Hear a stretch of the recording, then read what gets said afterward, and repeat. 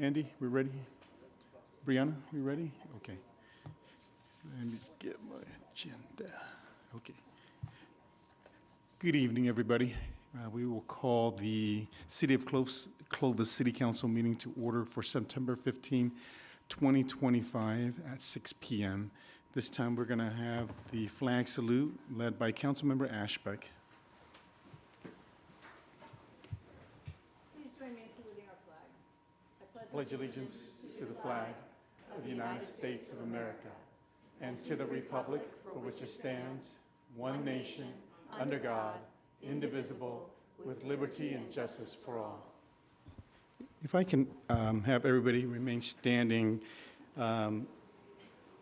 Mike Briggs passed. He was a Clovis High grad. He was also responsible for the Clovis Botanical Garden and raising funds.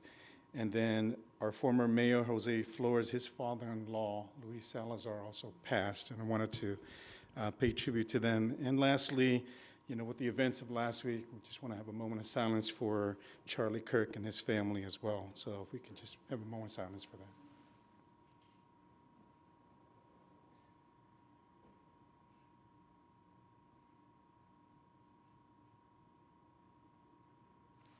Thank you, everyone. You may be seated.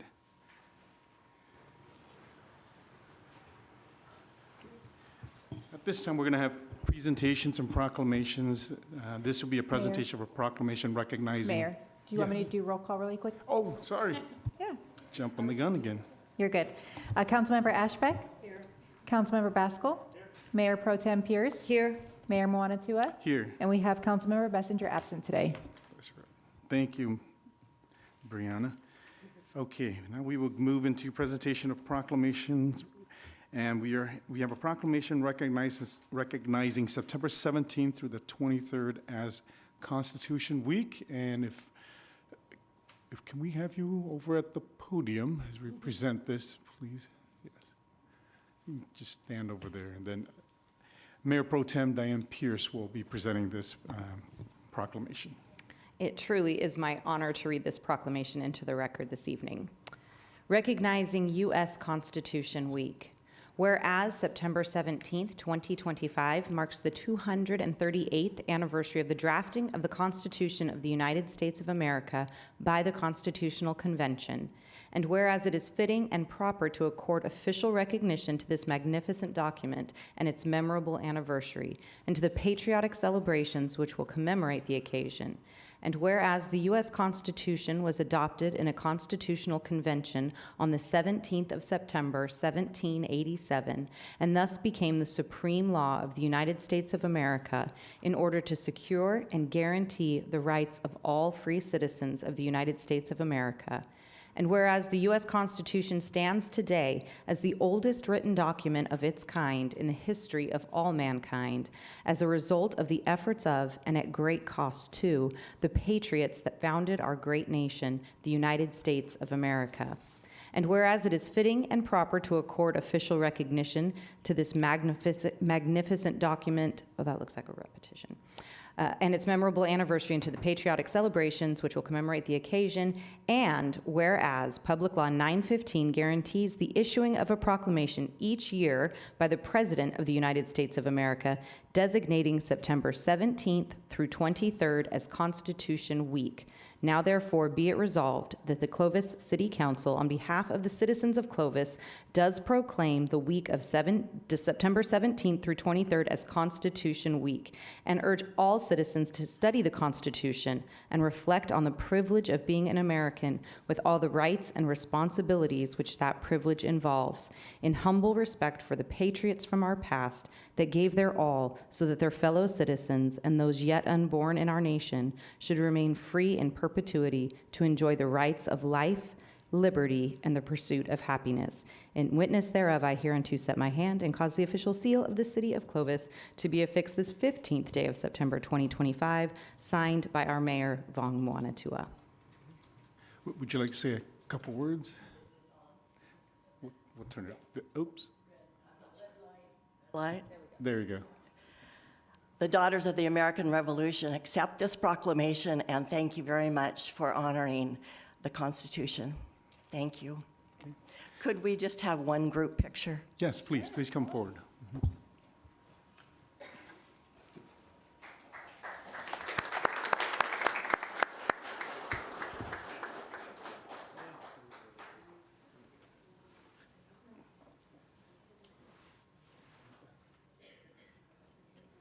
Hi, thanks for being here. Thanks for having us. Of course, of course. Thanks for being here. Always. Hi, friend, how are you? Thanks for getting us to us again. Thanks for being here, Michelle.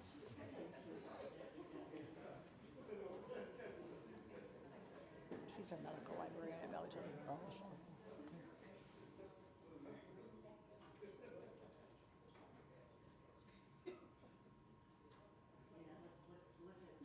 Okay, over here. Okay. Thank you so much. Thank you so much for being here. Thank you. Any comments from the council on our resolution? Yeah.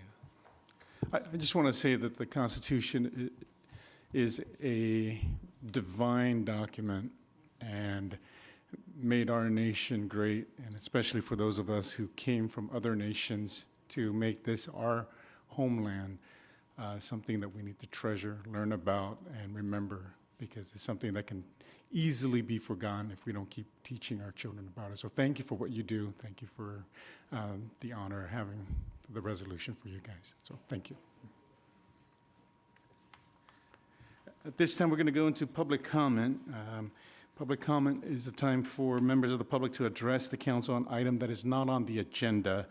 And I just wanted to state, I know that a lot of you come and you always wonder how come the council is not saying anything. It's because it's not an agendized item, and many times the staff is taking care of it. And so if you don't hear anything, do not think that you are not being heard, and do not think that we are not following up with staff regarding the items that you do bring forward. I'd want to state for the record that we have 5 items written to us, and so a couple of them on the dance floor, one on Prop 50, one on the In God We Trust, and then the others are just on the senior center dance floor. So go ahead, and if you Okay. can state your name and give your address to the record, you will have 3 minutes. Bill Scott, 341 Evergreen. Buckle up. I'm angry about the assassination of an American patriot and that there are people who celebrated it. To me, it was a call to arms. I will no longer be quiet for the sake of civility when progressives lie about America and its patriots to suit their anti-American agenda.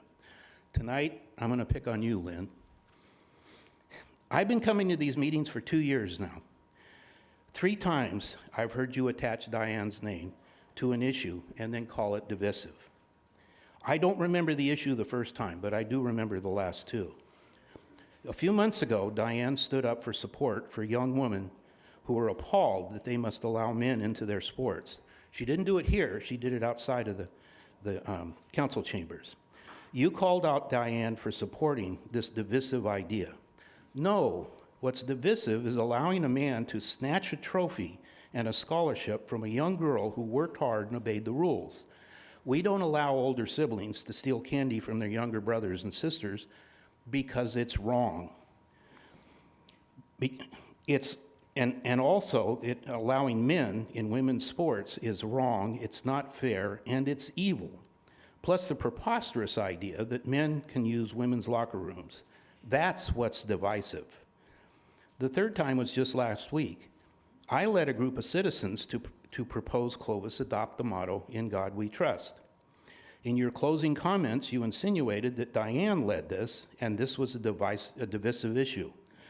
No, our country was conceived in the ideas contained in the Christian Bible. That's not debatable. God is intertwined in the documents that formed our government, in our history, and all throughout our society. You can't just take God out of America. It'd be like baking a cake and then deciding you didn't want to put the eggs in it. You can't take the eggs out of the cake without destroying it. If you took God out of America, what's left would not be America.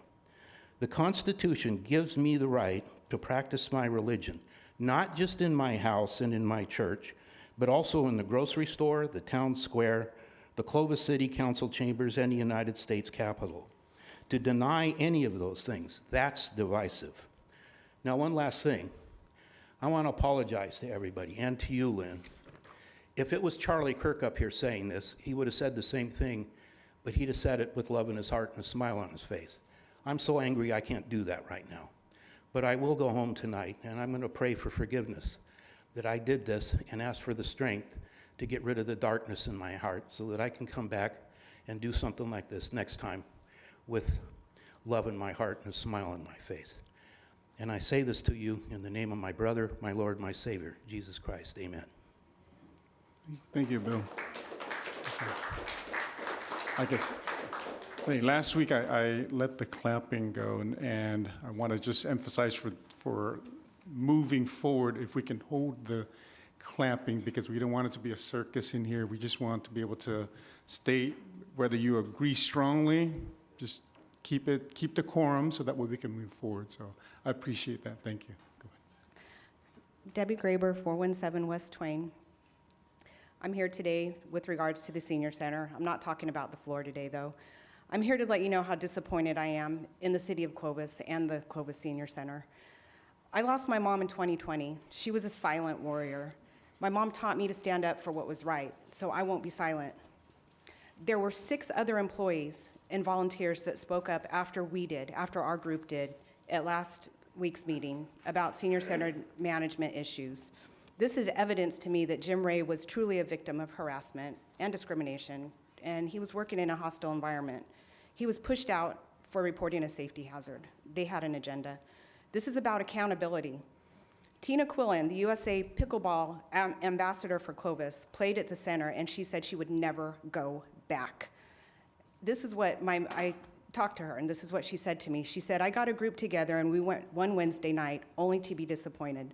No one will want to play pickleball there, that's for sure. They need to put the room back to its original condition, count their losses as a lesson learned. The room is not set for pickleball. It's too small.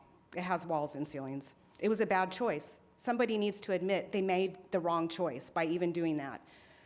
I admit your mistake, apologize, and make this right. You should be ashamed, honestly. You've allowed 2 people to literally ruin the lives of hundreds with no remorse. Jim served 30 years of dedication to the senior center, and this is how he's treated. He literally saved people's lives through dance. It's like watching the Titanic go down. We just want to dance on the floor, which only exists because of Jim Ray, taken away by heartless, selfish people with power. And I want to mention this because in a few weeks, I'm sure you're going to get numbers from the senior center that are going to show you how their numbers have grown and how this is a positive thing. They're not comparing apples to apples. The new classes are for all ages. Jim's classes were for the seniors at the senior center. The classes are being opened up to the public, all ages. His classes were for the seniors at the senior center. To my knowledge, only 2 of his classes have been filled. The others have not, which is what Jim would like to do. He'd like to take back his couples classes and his Friday night dance. He doesn't need to, he's not worried about the others. So yesterday, while I was at Walmart, I ran into one of the recreation center employees, and I was a little nervous. I wasn't sure what side they were on, but immediately knew what side they were on. I cried for 20 minutes because they too were disgusted and upset about everything that, all the events that unraveled at the community center. So last year, my last story, last year there was a woman that came all the way from the Philippines to take Jim's classes. She has a group of women that she teaches in the Philippines. She stayed for 2 months. She took his classes, got step sheets from him, took pictures, and then took them back to the Philippines. That's how well loved this man is. So if you would give me more time, which I know you won't, I could tell you countless stories. So I decided maybe I'll write a book, and I'm serious. Clovis on Tour for Seniors, a story about our silent hero, Jim Ray. So I'm here today because I would really like somebody to own up to their mistake. He can be hired back. I don't know why there's this illegal thing going on that he can't be. He can be. You just need to want him back. You can jump through the hoops. You can do the paperwork. It can be done. He can be hired back as an independent. That's all. Thank you. Thank you, Debbie. I'll see you back on October 6th. Yeah. Thank you.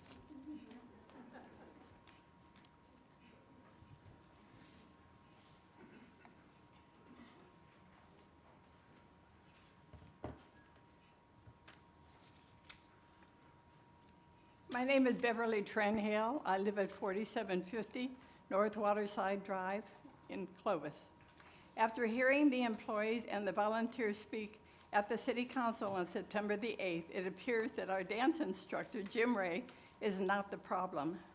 The City Council merely turns the problems over to management in which to be resolved. Well, they are the problem. We need new management, and that includes Amy Hance of HR, who hired these two individuals, and obviously none of them are qualified to work with seniors. Amy never wanted dancing even at the old senior center before the new center was built. In the lobby was a video advertising all the activities offered, but never showed Jim Ray's dance classes. Before the new center was built, Amy promised us that she would have a floor put in like the floor in the library at the old senior center, which was a smooth, wood-like vinyl floating floor. But what we got was a very thin, rough vinyl floor glued to cement. When Amy did her open house presentation at the new senior center, she mentioned all the activities that would be offered. She never mentioned Jim's dance classes. Due to all the dropouts of our seniors caused by injuries to their joints from dancing on cement, we had a meeting with Amy. We asked if we could do a fundraiser to put a dance floor over the cemented floor. She point blank said, "No, this floor is staying." Clovis has lost its respect and its reputation due to all this display of abuse to our seniors, the volunteers who are also seniors, and the employees. We have brought Amy Hance before the City Council prior to this, when we were still back at the old senior center. There again, a situation causing us to lose many of our seniors. And if any of the news people would like to talk with me, I'm available. Thank you, Beverly.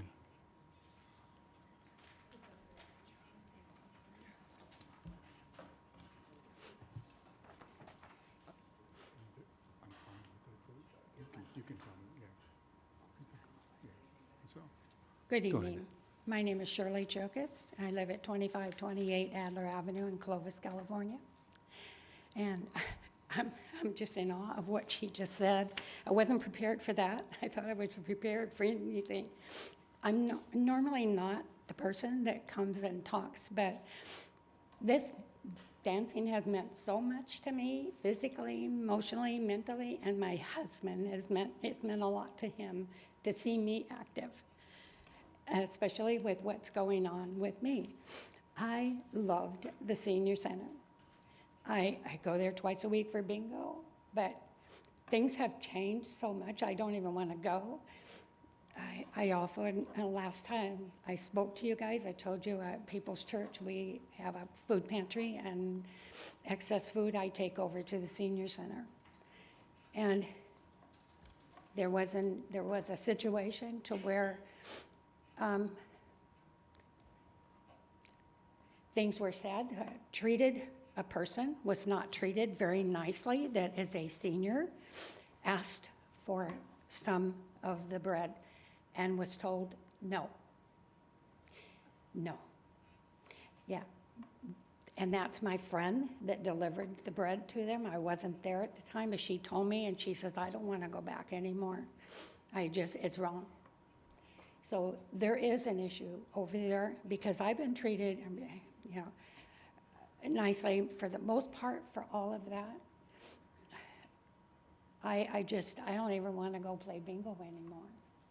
It doesn't matter if something's free. If you're just not, I love it. But it's just, there's something wrong. I'm more than a senior, I'm old. But dang, I just want to really dance. I want to dance. Music is everything to me. And that was taken away. And I normally, if somebody isn't going to be there to teach, we get a phone call. You know how I found out? Through a volunteer that he was not going to be there anymore and that the meeting didn't go well. I was at the class when he said he had a meeting to go to at 3 o'clock. Had no idea what the meeting was for. It didn't matter. He just was apologizing and he said, I'll make it up to you next time. Well, the next time never happened because it was taken away. for the most part. So I'm hoping that y'all sit and think about things and listen to I know you've listened to a lot of us talk, but dang, something's got to happen. It just really does. It really does. You know, it breaks my heart to see so many people. Classes were growing like crazy. I don't know if I'm talking into the mic right, but I want to thank you all for listening to me. And please, you know, the world is what it is right now. So spread the hearts a little bit further, and let's get back to business. Thank you so much for listening to me. Thank you, Shelley.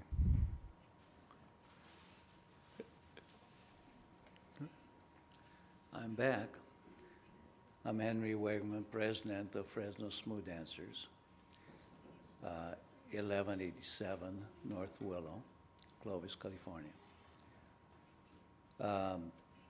This last week, I was reached by Bethany, Javier, and Brian, and we had good conversations, mainly about the floor, some about Jim, and I just want to let you know that they are working on the floor. It is probably 90%. It will never be 100% because of the damage that was done to it. But a little bit more effort, it'll be to a good dancing floor again. And the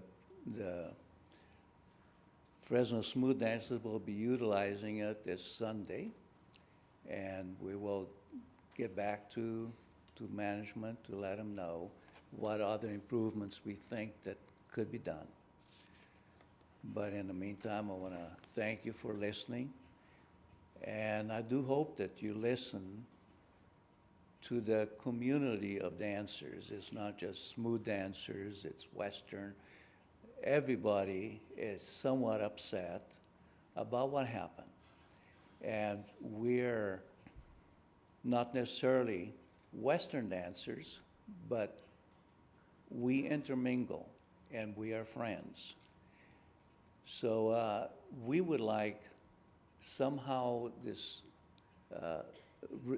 things being resolved with Jim Ray, and I have faith that you will. So thank you for listening. Thank you, sir.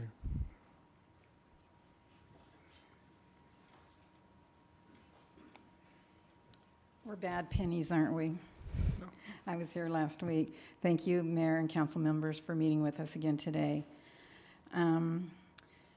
I know I had questions about whether anything was resolved or if you heard our voice, but we're going to wait on that because you say you're working on it, and we're going to trust you that And you are. your name again?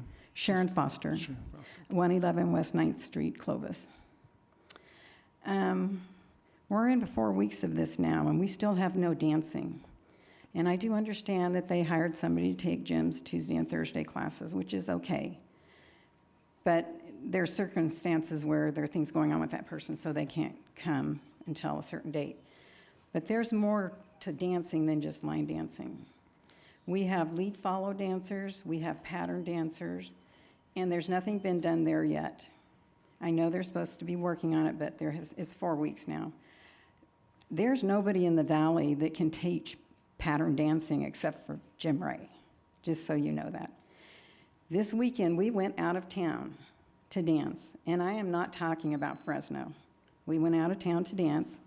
Mr. Ray was there, and he brought a unique thing to that dance in the fact that he could get up there and listen to the music and say, oh, we can do this to that. And the floor was just covered with dancers doing, you know, cowboy cha-cha, horseshoe, well, I don't remember all of them, but, you know, schottish, you know, so it was really refreshing than just regular dancing type thing. So that was very nice. And, you know, we have a perfectly good floor right here, and we're going out of town to dance. And let's see what else I wanted to say. Oh, by the way, what Henry said, in all the news and everything else, they're saying smooth dancers. Well, the majority of last week's people, the full house, were Western country dancers. So there's salsa dancers, there's Dixieland dancers. It's a big venue of different dancing. Now, I do want to talk about who's running the senior center. I know they're here. I went over and introduced myself to them. You know, last week when I said Mr. Ray was threatened, nobody asked a question. I don't know what your investigation is or not, but I'm going to share with you what was said. If any of your people, that's us dancers, go to the city council, I'm going to hold you personally responsible. That's uncalled for. That's the threat. And then I went home, and my daughter's telling me she listened to the video last week, and she goes, you need to go and listen to it because there were employees that came and talked to what was going on over there. I don't know what's going on over there, but I know something's not right. This Moni person, well, we were able to reach out and talk to her a little bit, and she's on paid leave with the senior center after she was escorted out the door and made an example of. Something is going on. It's underhanded. It's not ethical. And I just hope you're listening to what everybody is saying. They may have their reasons, and they may be perfectly in the right. We don't know. We only know what we see in here. So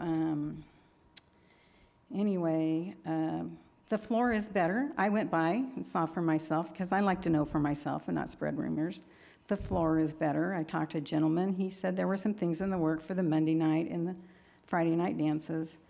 But If you can wrap up. okay. Yep. Thank you.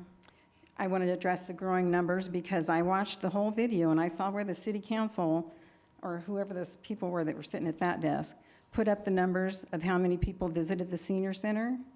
Well, that number, there's no way it can go down with seniors because there's no dancing for a month and there's over 200 people. So be mindful of that. And I just thank you again, and I hope we hear something back someday and know that our voice was heard. Thank you. Thank you, Ms. Foster. Good evening. My name is Steve Trevino. I live on Bullard Avenue. Last week, I want to talk about something that you guys talked about last week at the end of the council meeting. You know, when you guys the city council ran for your offices, I remember seeing your names. There was no R or D after your names. And I was kind of troubled a little bit last week when you were talking about Proposition 50. You want to discuss it here inside the chambers.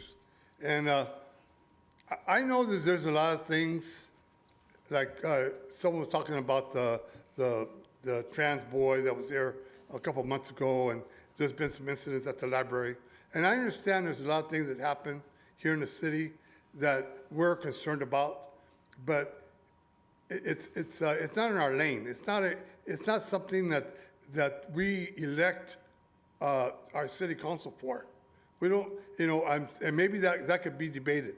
Some people say yes, you know, that's why we want certain people to be on the council to bring up these issues. And the reason I'm saying this is because last week you were talking about Proposition 50, and I know it's a heated subject among everyone, and I guess you guys want to debate it here inside the chambers, and I for one don't think it should be debated inside the chambers because it's not. It's like I heard the councilwoman say one time, the city council should be concerned about the water rates and the streets and whatever happens in this city. That should be your top priority. Not, you know, sometimes we get intertwined with other things that's going out around us, but I think that's what's the most important thing is that because I think it's important that all of you need to be nonpartisan. It's very important. If I have one more minute, I have to say something else. You know, I know I don't really watch Fox News or any of the conservative stations, but I heard what happened to Charlie Kirk, and I really didn't follow him. I never watched watched him, And I understand he had a very big following. He was greatly respected by many, many people in the nation. But, you know, and I didn't agree with him. But a lot of things, I don't agree with him. There was one thing I agree with him on, and I saw it today. I'm sorry. He said we should release the Epstein files.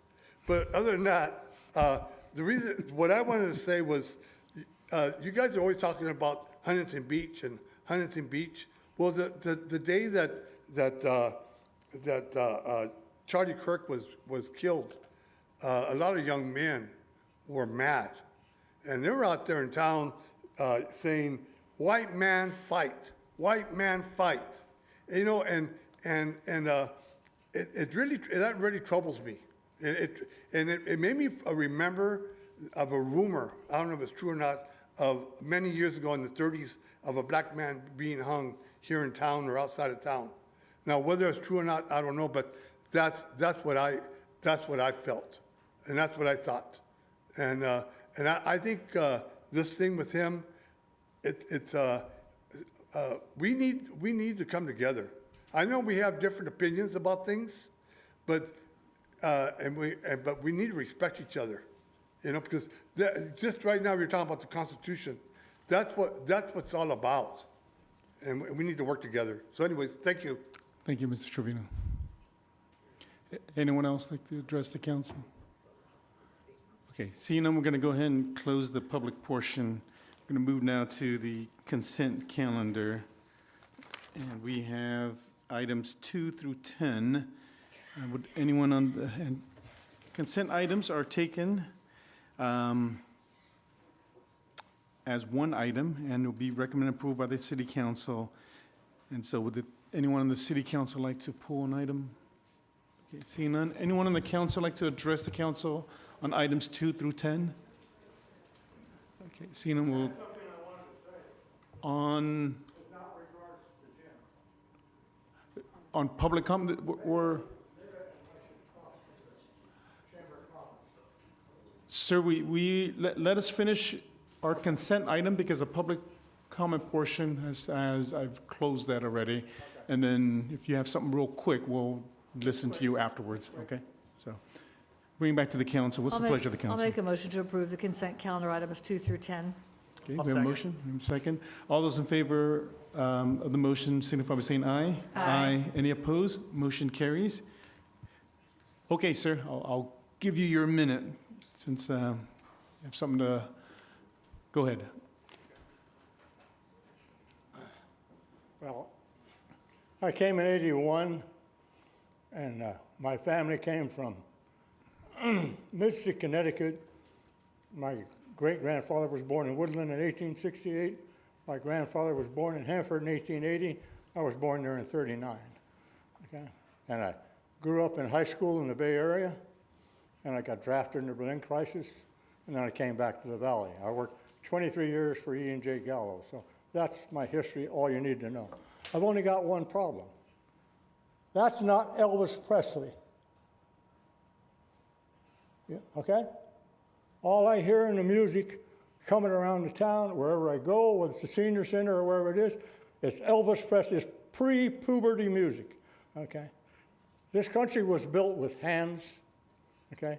And unfortunately, whether anybody wants to admit it or not, you can go out around Fresno anytime you want right now and see who's building the town, who's building the house, who's building the buildings, okay? And they're not earning their living with their mouth, they're earning their living with their hands, okay? They're still there. It's still rednecks and Mexicans, and this should not be Elvis Presley, okay? As long as I've been here, that's 40-some years, this has been the cowboy. No cowboy music. You don't hear cowboy music. Thank you, sir. That's all I got to say. Thank you. What was your name, sir? I only have one choice. This is the choice that I'm left with. I'm 86 years old, and here's my choice, okay? I have to go on the social media and ask for every cowboy in the United States to send a goddamn quarter to the senior center. Then we'll see if they can figure out how to get them all together. Okay. Thank you, sir. And what was your name again? Bob Gallup. Bob Gallup. Thank you, Bob.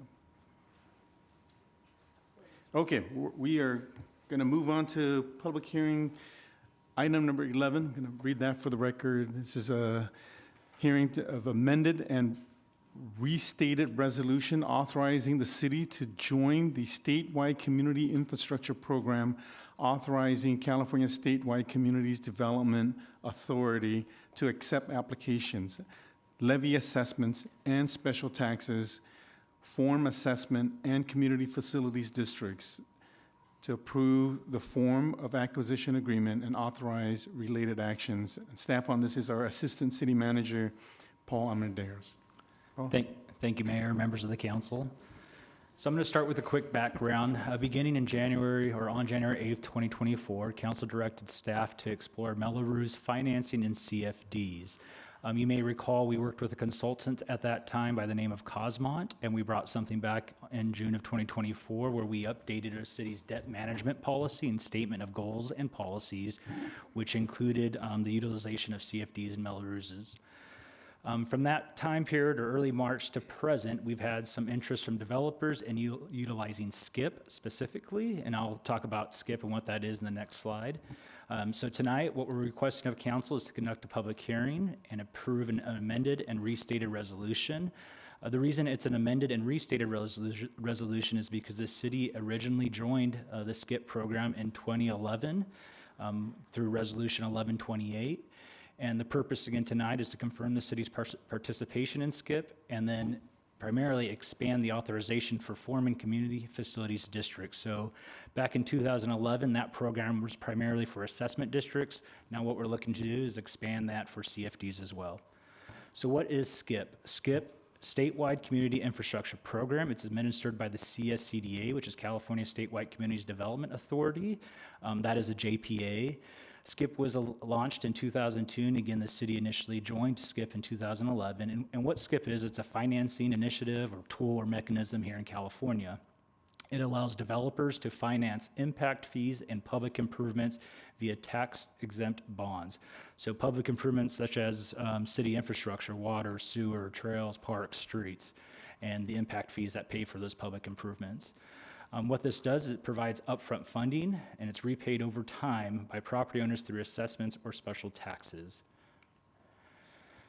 So there's two programs that SCIP offers. There's the pooled revenue bond program and the standalone program. Prior to this, what we've typically spoke with council about was the standalone program, a CFD for larger projects where you typically have one large landowner and developing on that. The cool thing about this program is there's also a pooled revenue bond program, and there's bonds that are issued 3 times per year. And the benefit for that is for smaller projects, or phases of larger projects. So this is where this would be a benefit of developments that have not as much acreage as other larger developments. They have less units, and they're able to get into a pooled program where they can go get bonding at better rates than just going off by themselves for a smaller program. Off to the right, I don't expect you to read all that. That's just, there's 145 different participating local agencies in this program. Fresno's on that list, Madera, Roseville, just to name a few, City of Tulare, and there's several others on there. So what are the benefits and what are some considerations? So the benefits of the SCIP program is that there's voluntary participation, so developers can choose to participate or not. It offers long-term, low-cost, tax-exempt financing. Again, there's access to financing for small-scale projects, so that's really a big benefit here that we're seeing. There is no direct debt obligation to the city, and there's also potential for lower mortgage burden for homeowners. So if they're not paying they're getting bonds to finance or fund development impact fees or fund projects, the theory there is that the mortgage or the initial purchase of the property or that house could be lower. Some considerations are that the funded projects must be constructed within 3 years. So if bond proceeds are utilized to fund a piece of infrastructure, that infrastructure must be built or constructed in 3 years. Each developer must submit an online application through the CSCDA website, and the city must approve the application and complete an acquisition agreement. In the package, the agenda package, there's an acquisition agreement template, and that's where staff sits down with the development and CSDA to really list out the specifics of that agreement, what fees or what project will be funded. CFDs, one thing to consider is CFDs are repaid through special taxes by the property owners on a property tax bill. So sometimes this is unpopular where on the property tax, the resident or the purchaser of that home will then have on their property tax bill this CFD included on that. It is fully disclosed as you're purchasing a house, so there is full transparency on that from the developer, but it is added to the property tax bill. So recommendation, next steps is to, we're available to answer questions and we conduct the public hearing. The notice of the public hearing was published on September 8th. Again, staff recommends approving the proposed amended and restated resolution. And again, this will authorize CSCDA to accept applications from developers. We've had several developers interested in this program. And then we will execute an acquisition agreement and related actions and work closely with the applicant on that. And then from there, we'll form the assessment and community facilities districts, and the assessments will be levied on the special taxes will be levied on the property tax. That concludes my presentation. I also, online, we have Constantine from our city attorney's office who helped review the resolution and staff report. We also have James Hamill, who's from CSDA. He's the managing director, and they're available. They're really the experts in the CFD program, and they can answer any questions if I'm not able to answer one. Okay, any questions of staff? Go ahead. Just a couple. So first, 2011, we joined, or whatever the verb is, this development, CSCDA, Development Authority. Did we not use it? Did we not explore it? Did we use it once and then never again? It sounds, doesn't sound familiar, so do we know? As far as I know, it was not actively used, maybe except for one project back then. Okay. But it just was not actively used, and it wasn't fully available, so that may have been the reason why. Okay.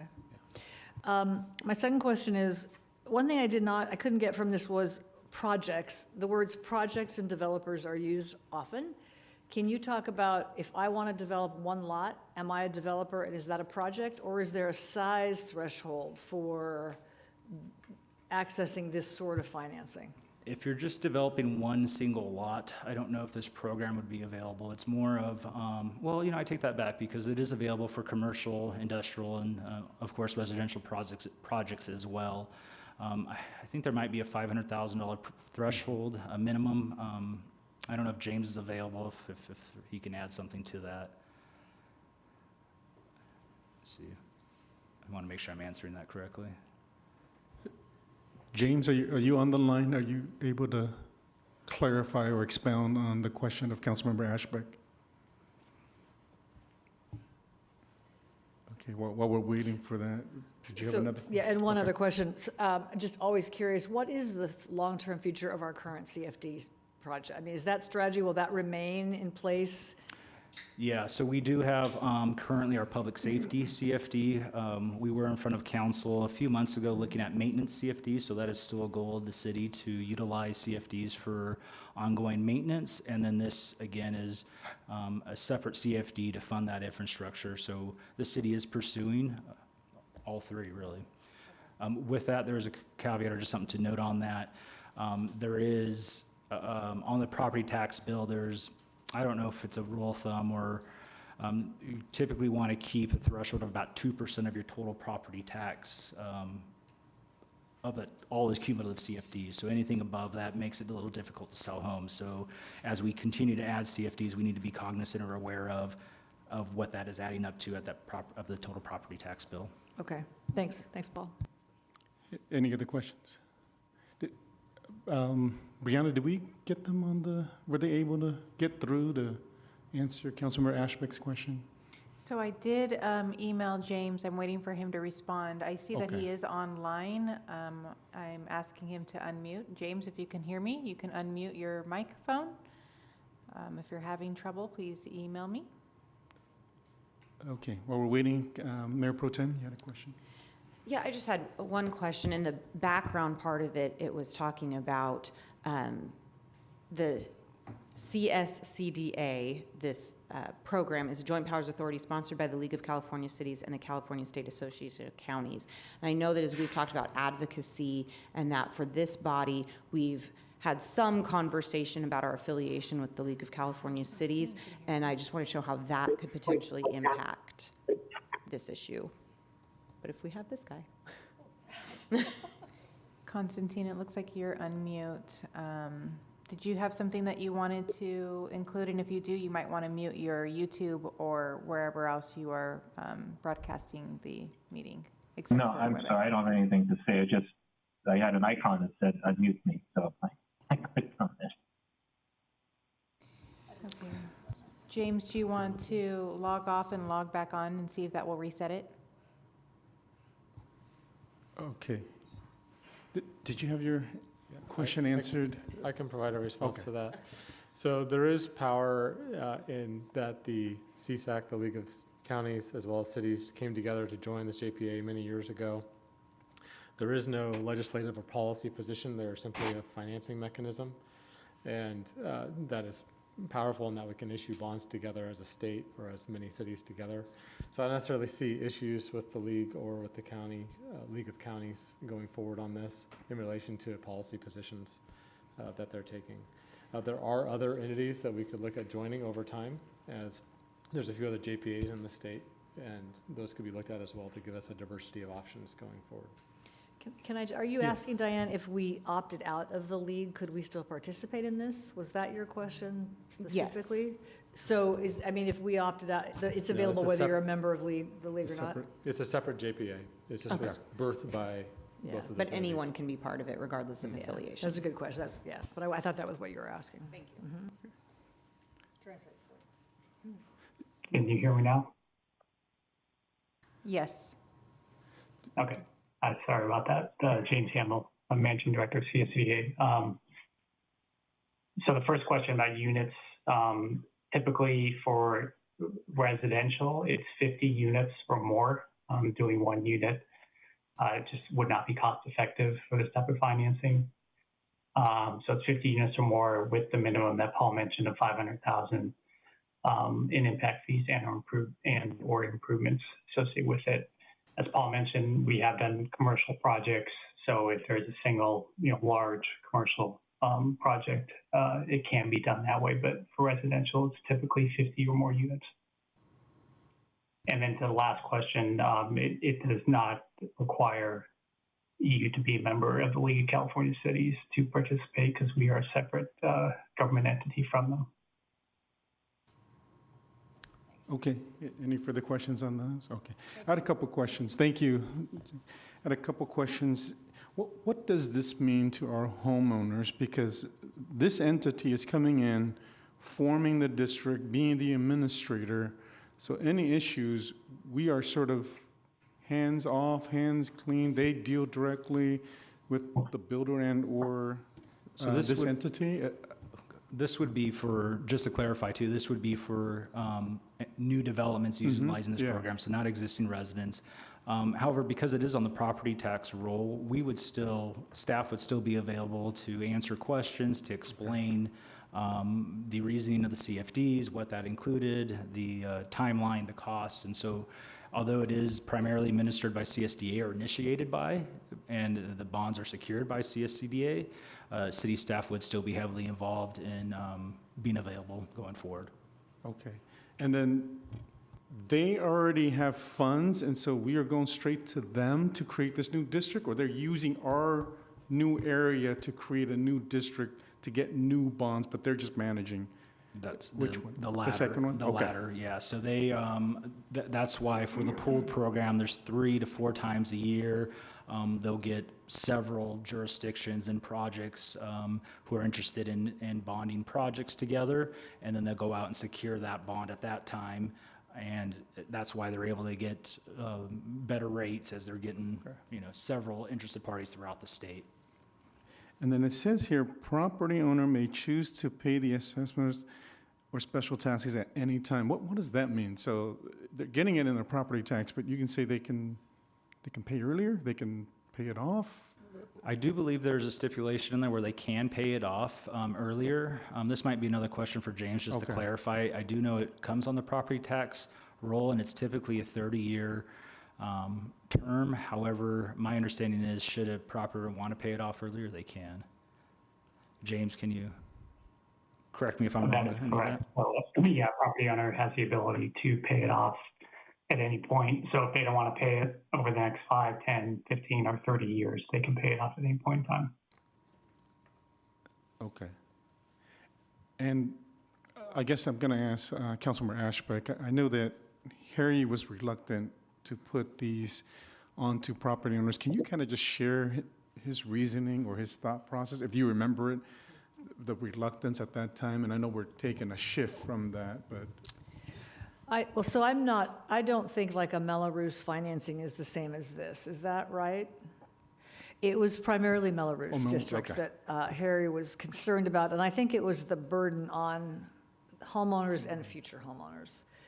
So I think that was really his concern. It was this particular funding model. So just to clarify, this is considered Melrose, so it is very similar. The key So is this is like, so is- that was his concern. yeah. I never heard it, I don't recall it being called that, so thank you for saying that. But so if that was what it was, that was his concern. And I think because he'd seen developers go bankrupt in other cities, and then what are you left with?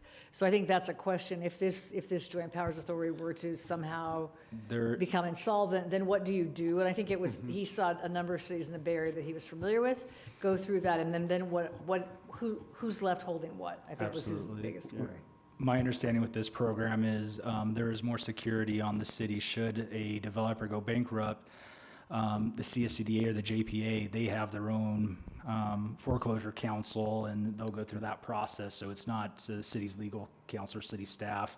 And typically, my understanding is another developer through that foreclosure process would then purchase and take over that land. So there is some protection for the city through this program, as opposed to historically a typical CFD or how CFDs used to be ran. Yeah, I think back some number of years ago, some CFDs had high-profile failures that probably were an issue, and many of those issues have been ironed out through law and policy for today. So but there were some high-profile issues back in the 80s and 90s that were challenging for cities. Okay. And Paul, can you go through the process just one more time?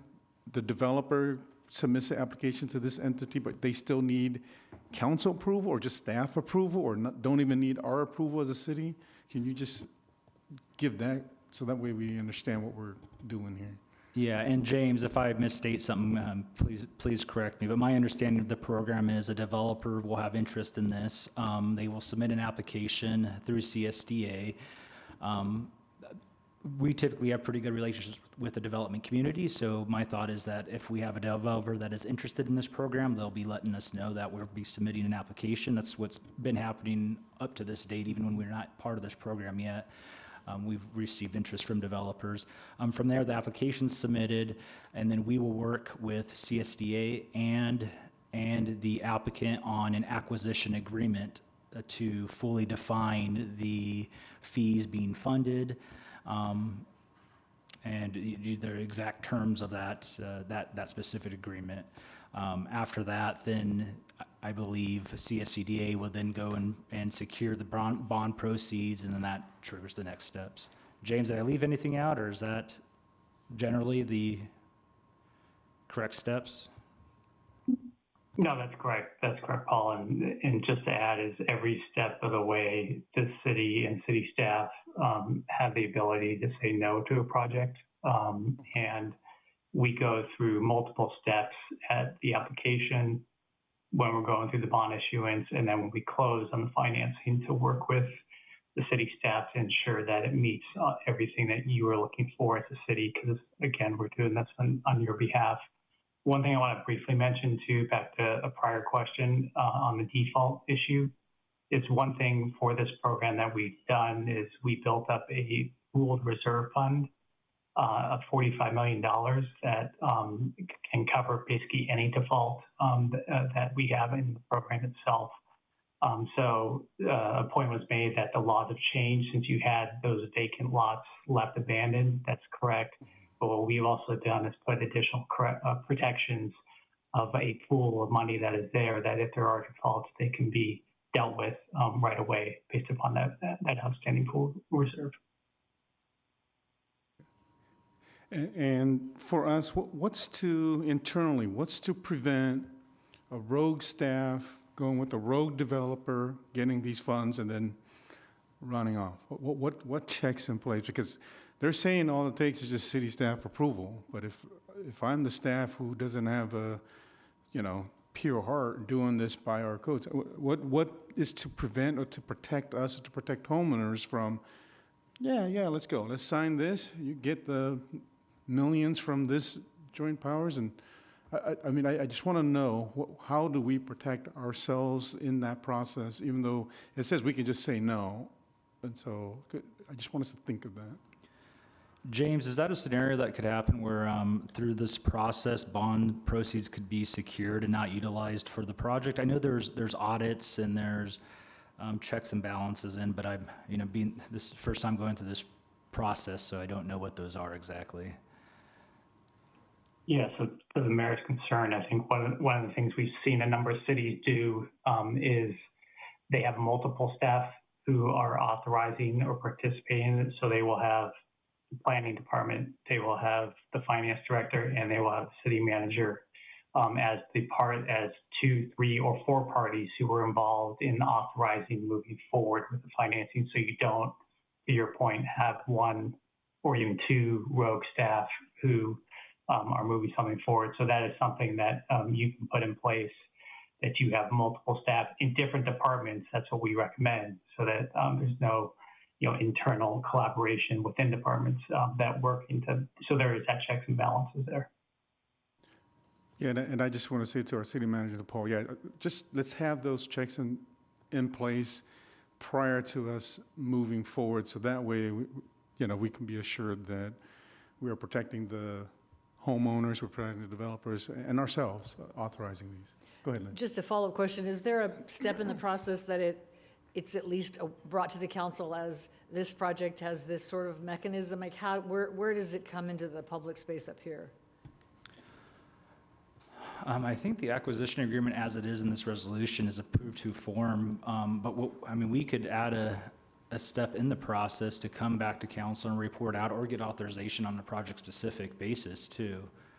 So it's not, I don't know if there's something in this process currently. James, is that correct? Or I know some cities can add a step in to come back to the council for each acquisition agreement. So you'd see them. Yeah, even if it's on consent. Okay. Whatever, so we don't want to delay it at the same time, but we also want public eyes on it. Yeah. Yeah, so you can do that. You can add that level to this and just make it that it comes back on consent. What we would make sure is that we get to you as a city and city council early, because as these things start moving forward, if we don't get that approval in place, then it misses the timelines that we have put in place to issue the bonds for this. So we just want to make sure when we get a project that we make sure we get on those agendas going forward. Thank you. Any other questions? Go ahead. Man. Yeah, just a follow-up on that. I'm just thinking, now if you bring it back to council for approval of each project, then what authority would council have to deny a project? Because then you get into, well, I like this person, I don't like this person, or all those kind of scenarios can be put into place or accused of being put in place when there's steps in place already for this process. And then if we're saying, well, we want to add our own process and make it come back to the council for approval, what authority would we have to deny it? I guess are we making it more complicated than it needs to be by doing that? Would be my concern.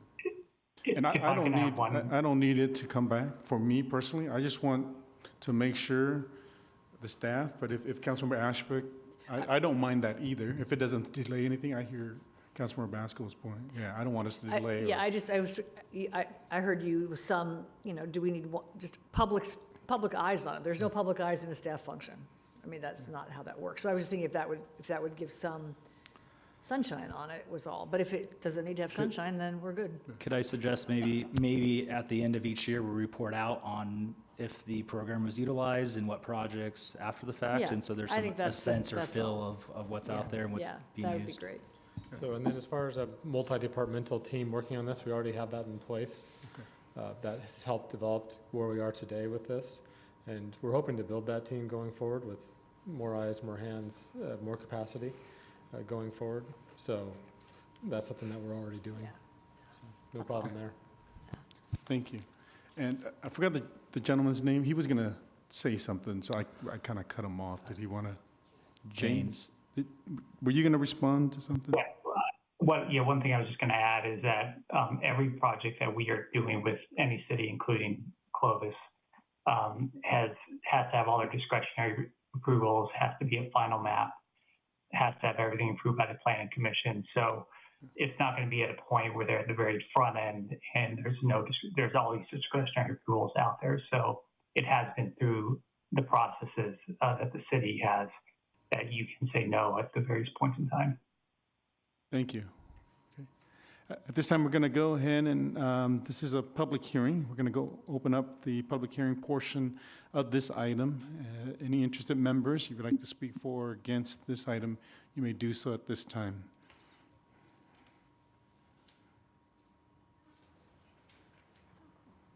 Auto went on. Julie Kutka with DeYoung Properties.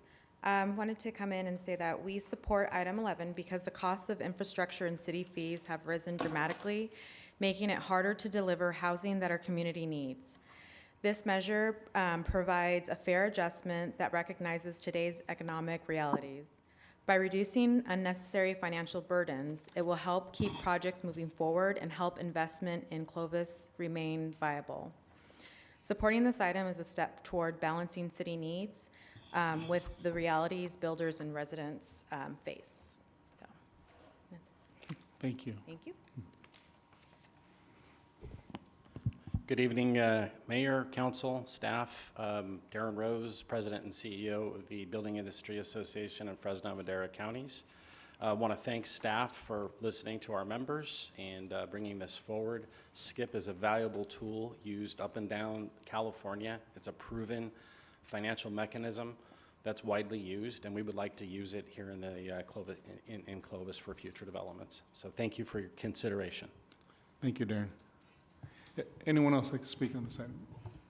Okay, seeing we're going to go ahead and close the public hearing on this and bring back to the council for a motion. I was just going to make a comment. I just want to commend staff. I mean, we've been talking about this for, I don't know, 3 years or two and a half years, about trying to find other options, other models, other ways to help with the infrastructure costs, because we will only be as good as infrastructure we have. So anyway, I just want to commend staff for the due diligence to work with consultants and bringing this forward. So I'm happy to make a motion to amend to the amended and restated resolution authorizing the city to join CSCDA's statewide community infrastructure program. Yeah, and I want to echo that commendation because it feels like we're just looking for more tools to put in the toolbox. And so I appreciate that responsiveness to the request, and so I'm happy to second that motion. Okay, we have a motion second on the floor. All those in favor signify by saying aye. Aye. Any opposed? Okay, motion carries 4-0 with one abstention. Okay. Thank you, Paul. Okay, now we'll move to administrative items. Item 12, we will have a workshop on Mental Health Liaison Officer, a new approach for Clovis Police Department. And we have our chief and Molly Jacobson, Mental Health Liaison.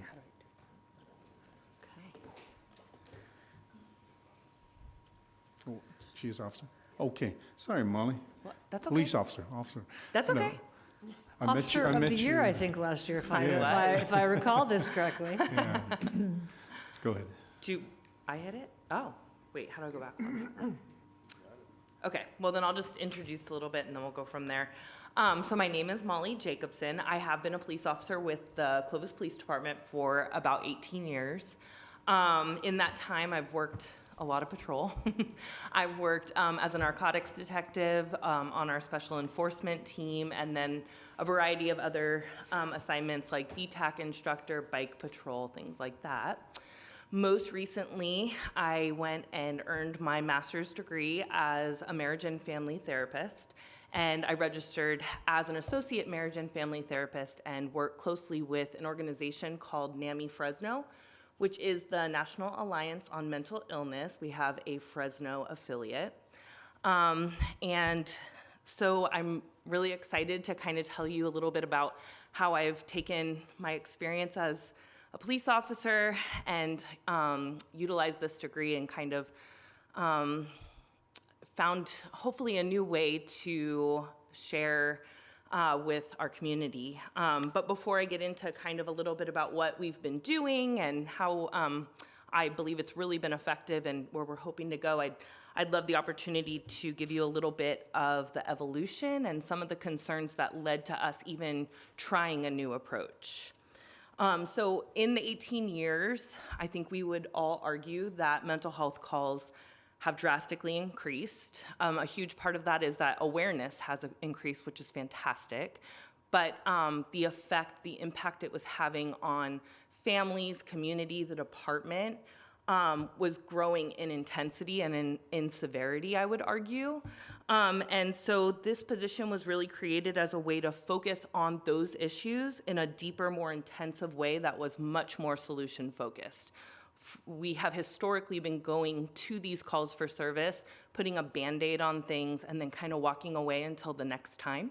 And so this was a hope that we could maybe dig in a little bit and try to really come up with some solutions for those individuals.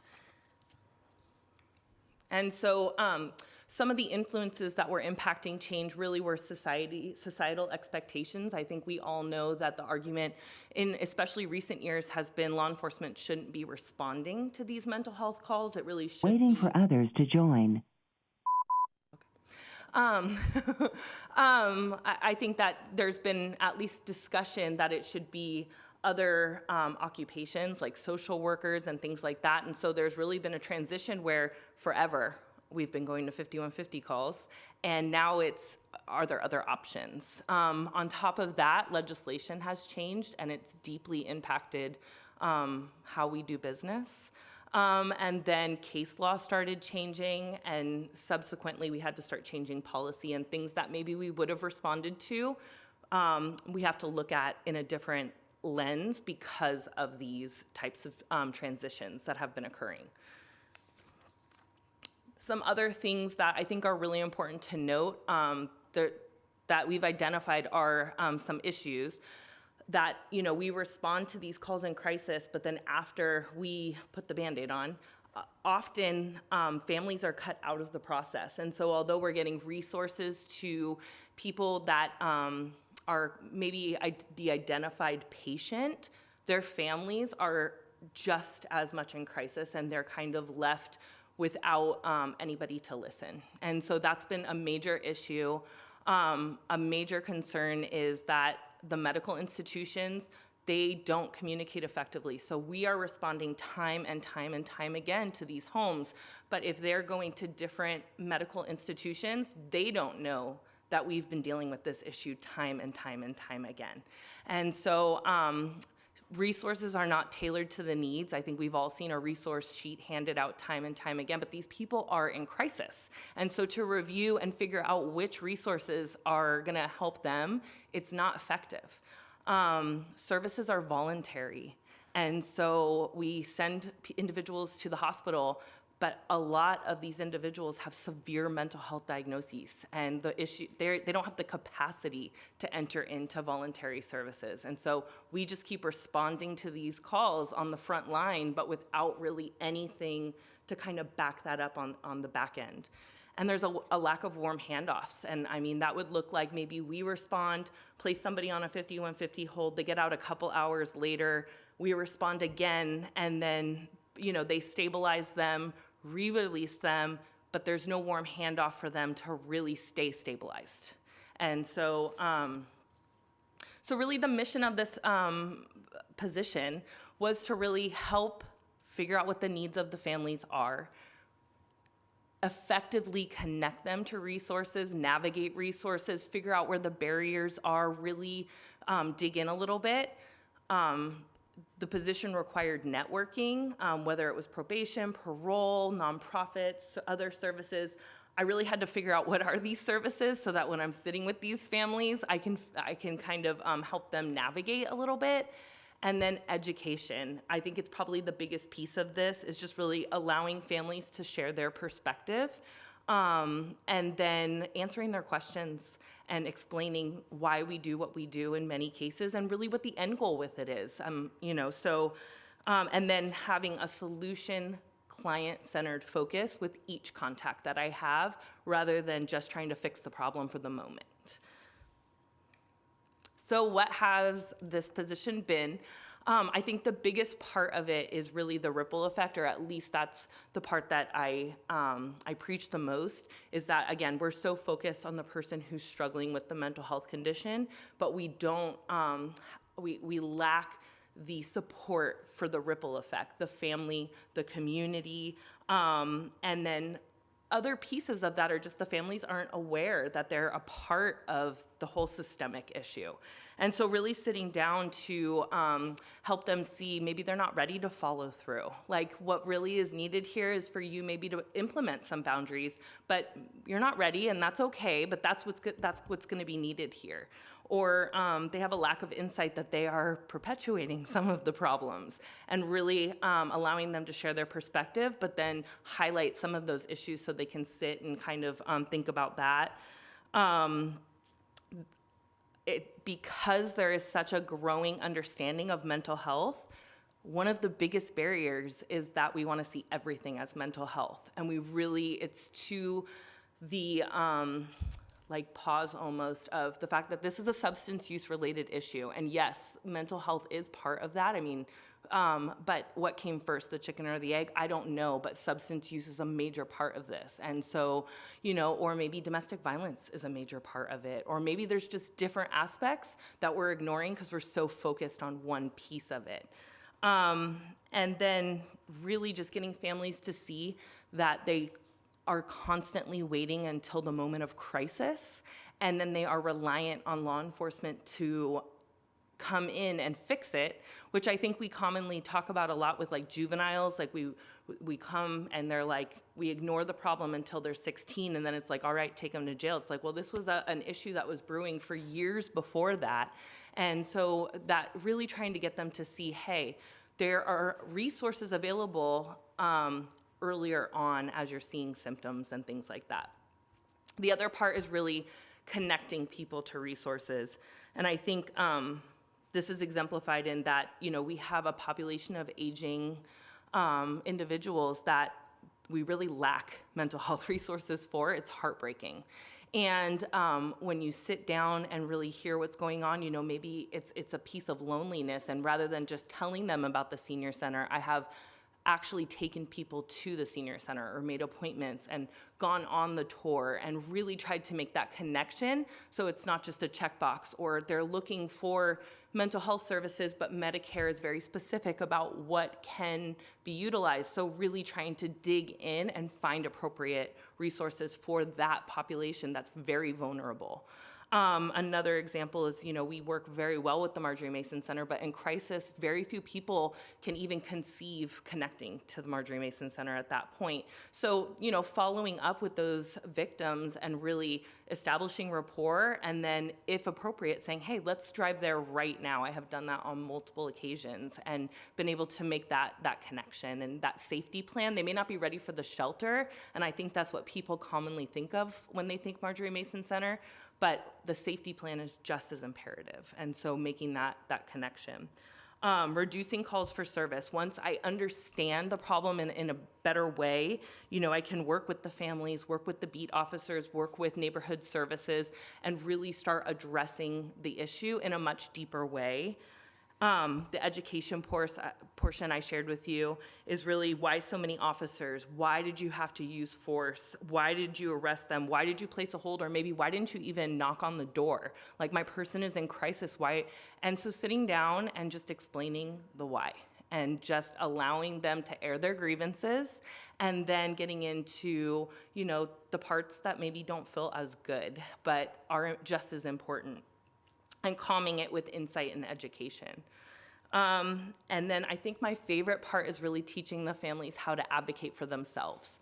And so, like, commonly when someone's placed on a 5150 hold, if the family calls, they're cut out, like I said, of the process. And so it's really teaching them how to navigate that in a much smarter way so that they're not violating HIPAA, but they're also giving very important information to the hospitals. And we've been very successful in being able to break down that boundary a little bit. Or maybe, you know, they call and they're like, my child's acting crazy. That helps us with nothing. And so really educating them on symptoms so that they can be more effective when talking to the hospital or law enforcement or the mental health unit or whatever, so that they're really getting their point across. And then finally, I really think that an important part of this, I know that we hate the court system, but there are times when that is an important part of this process, and that's hard for families to understand. But there's a lot of mental health courts. I think we've really evolved. They're probably very inundated right now. But because services are so voluntary, there is a time and a place. And I really think it's important for our officers to understand that, for our community to understand that, and most of all for the families. And so over the last year, we've really had, I had a whole growth piece of this, just learning, you know, what resources are available, what types of calls need, you know, an appointment with me, tapering my expectations. In my 18 years, I think that I thought that when we placed a 5150 hold, they were seeing a psychiatrist on the other end of that. And so I went and worked at the hospital so I could better understand, like, what does happen on the other end, and, you know, so that I could taper my expectations, my partner's expectations, and also the family's expectations. Working with patrol to gain context, assist with information gained through contact. So if there's guns in the house, making sure that gets to my partners so that we can get them out on a certain call. Or, you know, if there's domestic violence or whatever, really starting to open up the communication so that we are, like I said, solution focused rather than just responding. But it's not just on the officer's perspective, it's also on the families. Really, you know, if sirens are a problem, we should know that. And there's a way to put that into the premise and juggle the two type of a thing. So, and so the achievement really has been, there's been a huge buy-in from patrol, youth services, detectives, my command staff. They've been so supportive. I've built great partnerships with resources throughout the area, which has been a wonderful achievement. The community buy-in, I've gotten referrals from families that I've worked with. I've gotten, you know, gratitude in all different ways. Like, people are so thankful for this opportunity. And really, I think the biggest part is that we saw that there was a steady increase in mental health calls over the last several years. And over the last year that we've had this new approach, we saw a 20% decrease, which I just think is phenomenal. And so the traditional method of support, I would argue, is in transition. I think there was a time where systems were at the front of supporting people, and that looked like, you know, law enforcement and us connecting people to advocates and then them getting connected to the court system. And I would argue that the way that things are swinging is really that the front of the line is going to be the survivor or the person with the lived experience really leading the charge. The community then supporting those individuals, community supports, systems supporting, you know, them, and then us really coming along. And so the way that I think that we're doing that is through this position where I really think it's client-centered and figuring out how to let them use their experiences to really make the impact, and really fostering and understanding what's available for them, creating like really warm and inviting spaces. I think, you know, I make these calls are cold calls. We have a call, I make a determination, I call them, and I don't think anybody knows what they're walking into. And so I get there, I'm not wearing a uniform. They are showing up to the police department, which I thought was gonna be a huge barrier, and it really hasn't been. I take them back, the bottom picture is my office, and I would argue it's just not what they expect. We're also creating like another space off the lobby so that maybe we, there's some individuals that wouldn't want to go all the way in type of a thing. And we're just really trying to make it a space where we can really come together in a partnership rather than this very like enforcement type approach that I think has traditionally been used.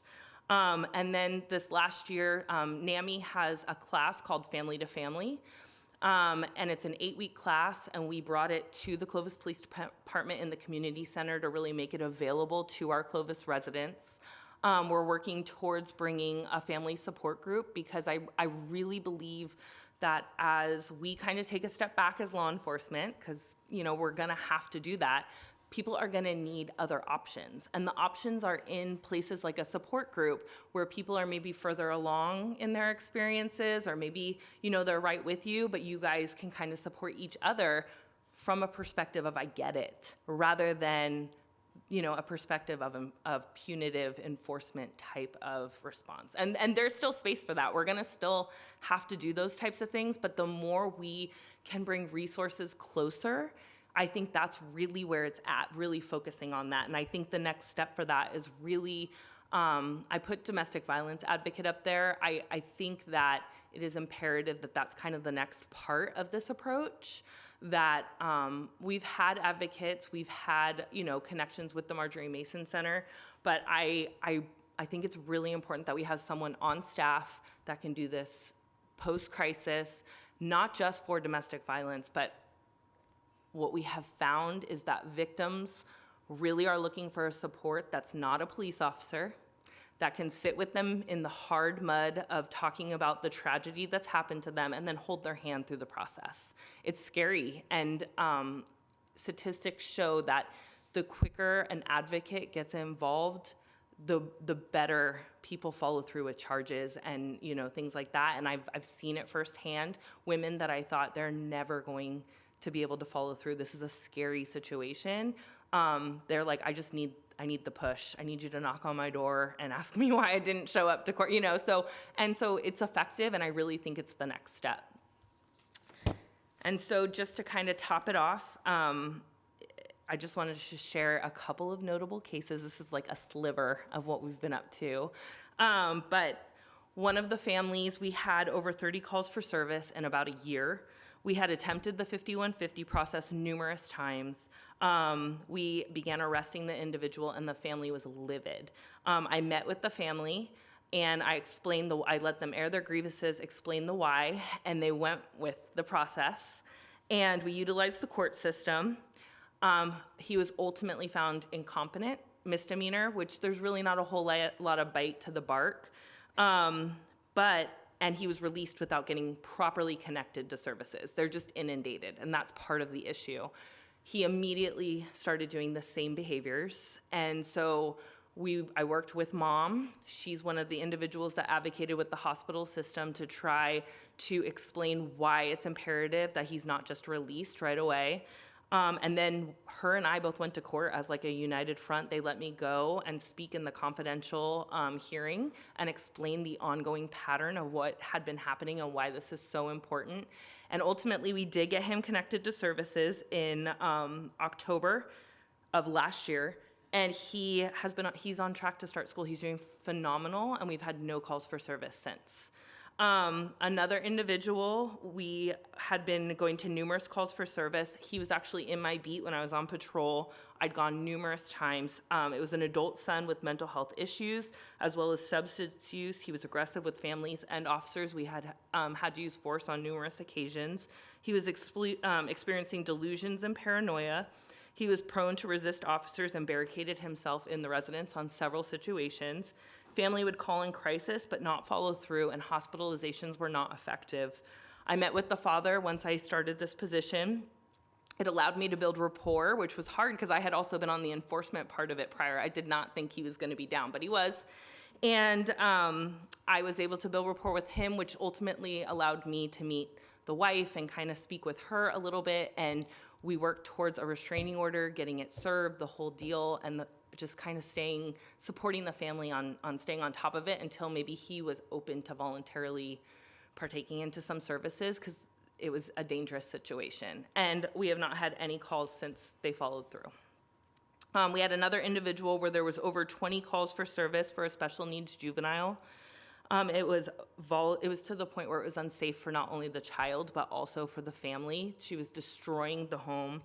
And they had been using crisis services through CVRC, but they weren't effective and the behaviors were increasing.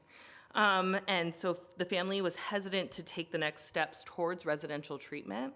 I supported them, identified what they needed, and then worked as a liaison between them and the resources until we could get her placed, and she's doing great. And then the final one is a family. They have 2 children with severe mental health diagnoses, as well as a nonverbal autistic child. One of the adults experienced delusions, homicidal ideations, and aggression, which was commonly poured out onto his actual neighbors, and the neighbors were very frustrated. He was incredibly violent, aggressive with others and officers. He'd previously been sent to the state hospital. He'd been conserved, subsequently unconserved, and was part of many mental health programs. His sister also had a severe mental health diagnosis and would become agitated by his behaviors, so it was just a very, very chaotic situation. And so ultimately, and one of the major part of this is that in their culture, mental health had a huge stigma. So there was a lot of trying to keep that as quiet as possible. And so really, I think the win here was that I worked with the mom to get connected to culturally competent NAMI services and provide her support and education. I don't think that the situation itself will be able to change, but her being empowered and having people to lean into who understand her culture was the win. And so yeah, that is a little bit about what I've been up to. Does anybody have any questions? Any questions or comments? Yes, go ahead. I think you're just amazing. Thank you. I think this is just, it's such hard work, and it's not easy, and if you could do it in one visit, wouldn't that be great? But I just think it's, so kudos to you and kudos to the chief and the team for making this important. Because I mean, from a taxpayer perspective, if you're thinking, well, why are you doing this? You're doing it because you have a 20 or 30% reduced calls and service. You improve neighborhood health. You improve the health of the family. Yes. Kids go to school. Like, it just goes on. And from my day job, I would say, I've done this for 25 years. It's the system that struggles. Hospitals don't. Hospitals aren't ready.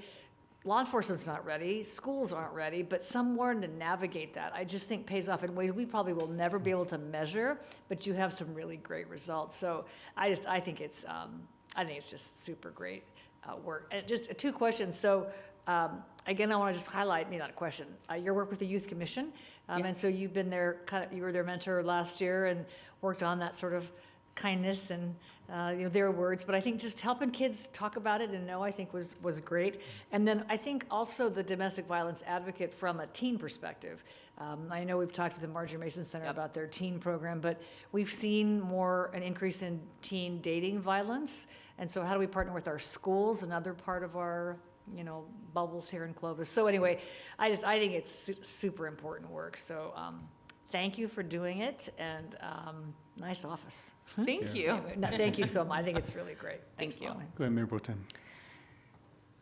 I've had the privilege of getting to hear you present a couple of times now, and I'm just so impressed and grateful for what you have pursued for yourself to enable the department, this community, everything to have this in place is, you can't overstate the value of what you're doing. So thank you.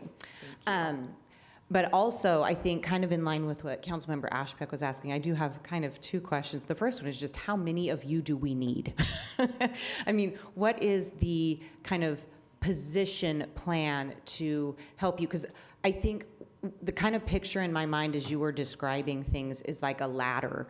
And the longer things go unidentified, untreated, it's like they're just pushing things up the ladder to where, unfortunately, these people are going to have to wind up in the court system, in the justice system, whatever it might be, but you're able to identify and help people get off the ladder because they're still low enough that you can reach them and pull them back from those things. And that's the incredible value to the community that I see. So if you could just give us a little bit of what the future looks like for your position, which will hopefully become larger than a single position. But then my second question is, and again, Councilmember Ashbeck kind of alluded to it, is that work with the school district. Because when we had our joint meeting with the school district, you were there. So I know there's connections there. And obviously that's an incredible value to be able to be connected with them and working and cooperating with the services they may already have. And so if you could just kind of address those two things, the future and work with the district, I think that'd be great. Absolutely. So regarding growing the team, I do agree with that, but I think you have to be careful with that also, because you can quickly water things down. And so I think that the work has to be done by the right positions, because you can easily just end up being a resource sheet again, and you're not really meeting the needs. And so it gets a little bit nervous for me, because you're right, it does need to grow, but you don't want it to grow in a way where you're not being effective anymore. Because, so I think that's why I feel like the advocate position is like the next right thing. Because then, they can kind of focus on the victims per se, and I can focus on the mental health piece of it, and then kind of see what the next step is to really make sure, because one of the big things is you have to, even with the advocate, get the right person, because, there's a lot of parts to this that I would argue, even just the restraining order, I had no clue. I can't tell you how many victims have called me, followed through with the restraining order, but then called and it was unserved. I'm like, what do you mean it was unserved? And then working with the courts who are like, that's not our problem. It's kind of, and you need somebody who can figure out those nuances. Because as a patrol officer, I told people, sorry, it's not served, move on with your life. Only to find out in this position that I'm like, wait, it was served. It was served down in LA. How did it not get into the system? What's going on here? And so you need someone who's going to dig, who understands the criminal justice piece of this, maybe not as a police officer, but then can still sit in the mud with people in a really compassionate, effective way, and they're not just checking a box. So I do think it will continue to grow. I think that the next step is the advocate piece of it, and then kind of seeing what the next piece is so that we can really still remain effective. Regarding the part, I 100% agree with you about our teens and just creating not only a space regarding teen violence towards intimate partners, but also just, space for them to talk about their mental health. The school district is doing a great job, but there's, more to do there. And I'll kind of let you talk about, I don't want to step on any toes. Because after we did have that meeting, because I do think I had talked to, I said, I'll find time in my schedule to lead, this no more, whatever the group is, if that's what's needed. But I think that the chief had some other ideas first. And then if I need to, me or the advocate or whoever need to come into that area, I'd be happy to do that. We've done that in the past. I don't know if you remember the SAFER program, but it was effective. It was amazing. And I remember being on calls of domestic violence and handing someone an appointment that they didn't have to call. It's so terrifying to call somebody and hope that they're not in a situation with the other person. If you just hand them a card, whether they show up or not is their choice, but it's a space for them to feel like they can show up. And just little things like that I think are important. Sorry. No, you're good. Well, good evening. I'll jump in for a second. Passion. I'm sitting here listening to her, and I think duplicating her would be so difficult, because you have to find the right person that has the passion for this work. And when she came to me and Sergeant Garcia and pitched this, I couldn't tell them no, because they truly have a passion for sure. And I think just from the officer's perspective, they love her. They made her Officer of the Year because they could see the value she brings. And then from the community's perspective, I routinely get emails or letters just saying thank you for what Molly does. It's tremendous. It's really helped save us, save our families. So the community really is been super accepting of this position. And I think I do have the same concerns of growing it, is just growing it with the right people, making sure we put the right people in the right position. So I asked her that very thing. Hey, can I give you another officer? She's like, I'm not too sure. I think the advocate position for the domestic violence piece that I could work with would be the next step. So as far as No More and Marjorie Mason Center, working with the school district, I think it's just there's some funding issues. So trying to find a way to either get a grant or if we need to somehow split it with the school district to just, it's not a tremendous amount of money. To at least start it with a few of our high schools, or at least all the high schools within the city of Clovis. I think there's value there that even if we have to invest some money into it to make it happen. So that's kind of what we're working through right now and talking to the school district, looking at some grants. But I'm going to just make a pitch to my boss and maybe we put a little money behind it and make it happen, because it's the value is not that expensive for what we're going to get in return. So hope that answers that. Yeah, I think that's clear. We have a good return on investment with this program. Just kind of a follow-up as far as the working with the district, because the other issue that came up that the police department was kind of involved in that joint meeting was like the e-bikes and that, because the school district has the kids on campus and they have their, kind of apparatus to interact with the families and the students through their ways.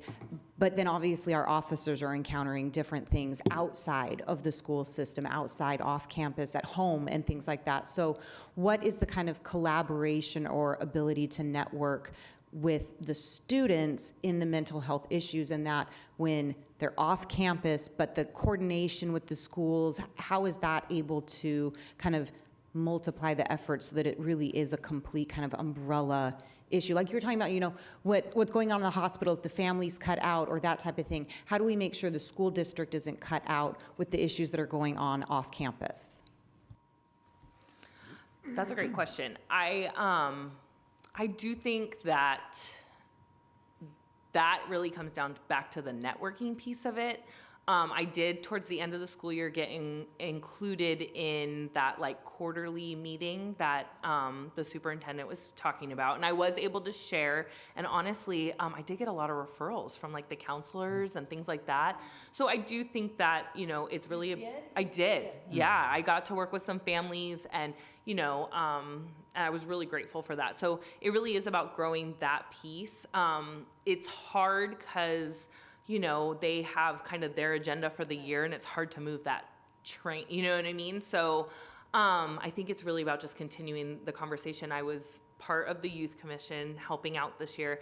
That was amazing. And they're passionate about those types of topics also. And so I don't know if there's a way to continue. I think that last year I was brought on because there was a mental health component of it.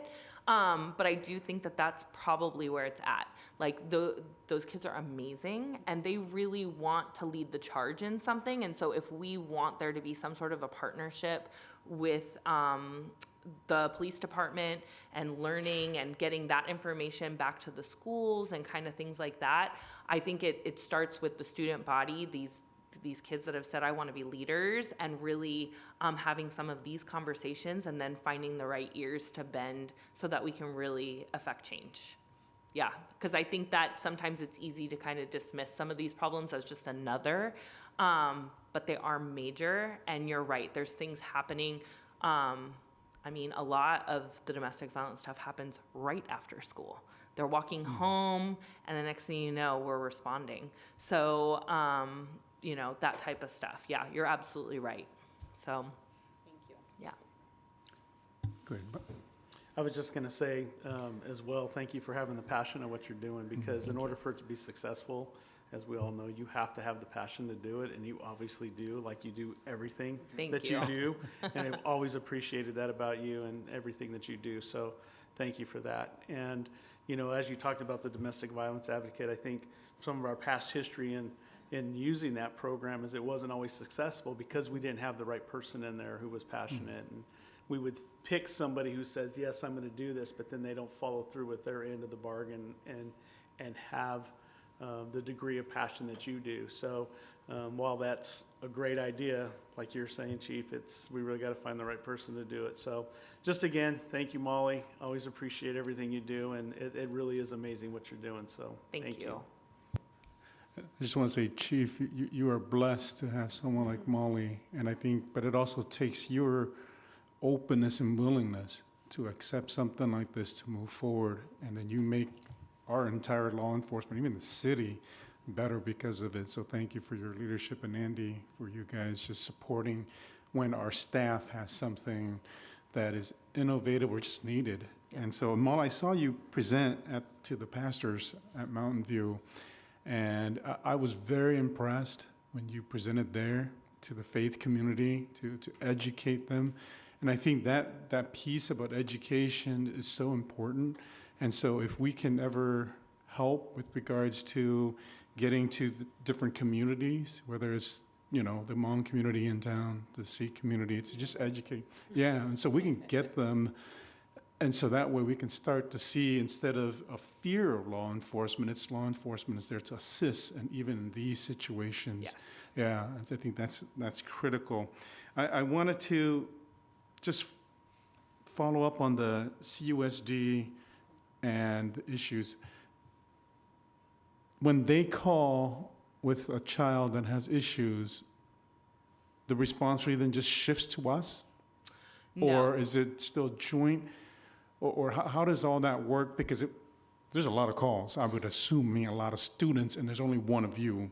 Are you And so- referring to, so when you say, when they call, are you referring to like a 5150 on campus? Yeah, but where you would go to? No, so I don't go to anything crisis or Okay.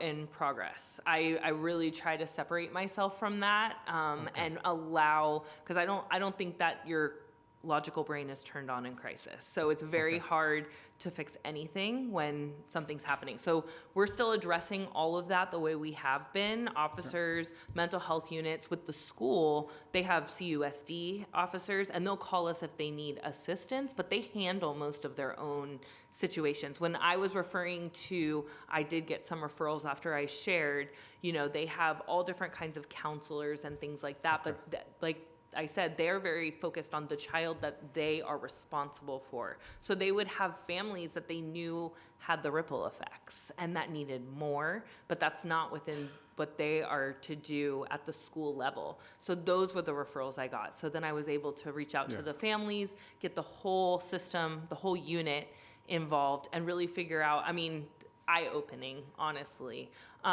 Really figure out, this is much deeper than just you've been hospitalized 3 times. Mhm. There's a lot of other things going on. And so those were the referrals that's how I would get those names and how I would reach out and how I would then utilize this position. It would be more on the back end. And I would encourage our 2 committee members with Clovis Unified to keep this as an agenda item, to keep having the reports, to keep getting them involved in our meetings. Instead of just all planning, this is a component that us and the Clovis Unified can really, really work well together. I really love your part about compassionate spaces, because I think the hospital, we are finally seeing that need. Instead of just, walls and a tough chair, this person needs to calm down. And we finally are investing money in where if you send someone in with 5150, this is a space where they can actually relax. Yes. Where it's calming to the soul, to the mental health of the person, and to see your office that way. My question is, do we hold them long in our jail, and do we need something in the jail spaces as well before we send them downtown? Or the time there is too quick, so we don't need anything with regards to compassionate spaces? If we're taking someone in, they have to stay there for a while before we bring them down. Regarding the jail, I don't know if that's the right place for a compassionate space. And we hold them we're just a booking facility, so all we do is process and then transport. Okay. But I will say, to that point, I would argue have, I didn't include the picture. He did say, you can if you want, but I do think that part of the new approach is really creating more of these spaces, and detectives themselves created a really lovely space. Not necessarily, it could be used for suspects. I would argue it's not usually, but for victims, involved persons, maybe we don't know they're a suspect, things like that, so that we can have exactly what you're arguing. Okay.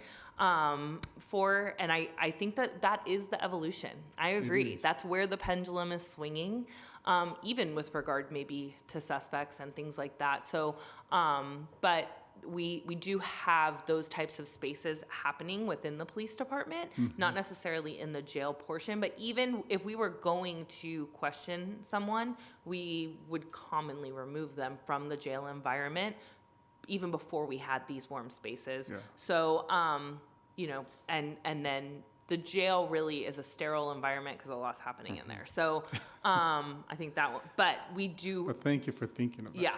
Yeah. And my last question is with regards to, are you involved with homeless at all? Meaning when if they have an issue, or is it where we're taking them to the actual service centers and you are not involved? Can you share a little bit? Yeah. So, the position is really, I would argue, for the families. I do talk with the people also, but it's really to get the families to kind of vent and things like that. And then commonly they'll include the loved one. With regard to homelessness, we have a new position rolling out that I think will be much more focused on that, and then we can maybe work together if those needs are necessary. But Patrol does send me emails regarding ongoing, you know, individuals that we've contacted. I have reached out to several of them. I have worked to get them connected. But if I'm being honest, Patrol's doing a fantastic job with regard to connection to homeless services. Those would be the crisis level. And Patrol does great. Like, if people are open to it, they are making that connection, and those systems are in effect. Now, the piece that this position allows for is that the families really struggle with the idea of their loved one being homeless. Like, that's a hard ask. And so, although there's crisis services that maybe Patrol would deal with, then I talk to them and even some of our homeless individuals about, it's kind of a 3-tiered system. There's the crisis services, then the temporary services, and then like the long-term services, but those take time. So like Cal-AIM and things like that. So I do work, like I'll call, see if they're interested, and kind of, you know, one of the most recent calls I had, we had like 6 calls in a week with an individual. I reached out to him, I let him, you know, chat, and then came up with actually a plan with our mental health units. Like, hey, this is pretty dire. What can we do to work together so that if Patrol continues contacting this person, you guys are actually getting called out? And then if you actually get called out, you know, can we not only connect them to the hospital, but make sure that they're getting a full assessment? Because this feels like maybe it's medical related also, and he's just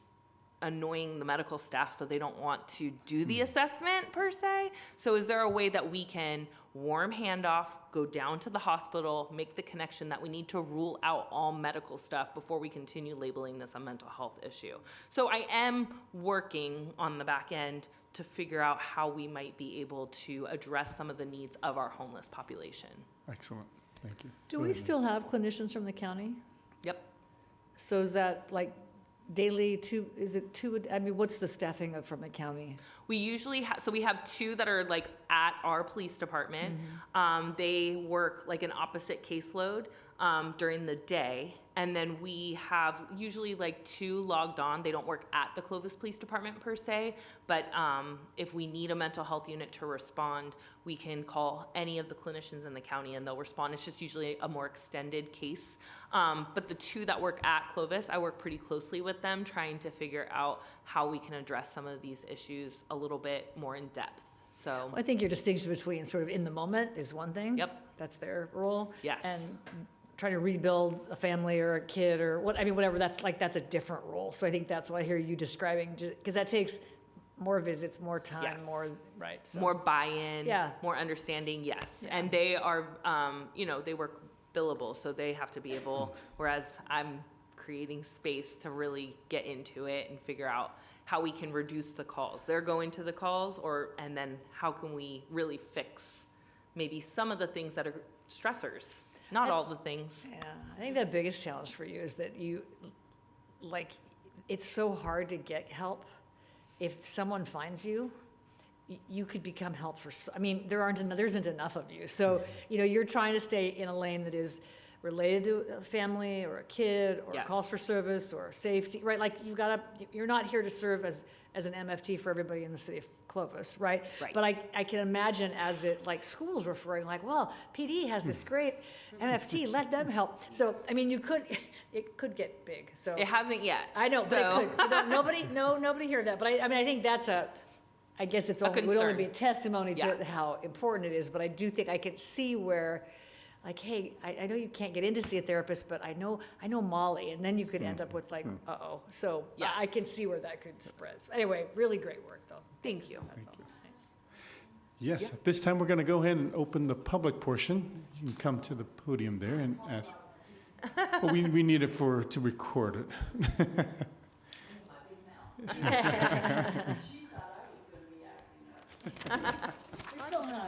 I want to know, I live in the neighborhood, I live off of Sunnyside on Keats, and we have a gentleman in our neighborhood. He's been arrested for having a gun, firing the gun. He's been arrested for child abuse.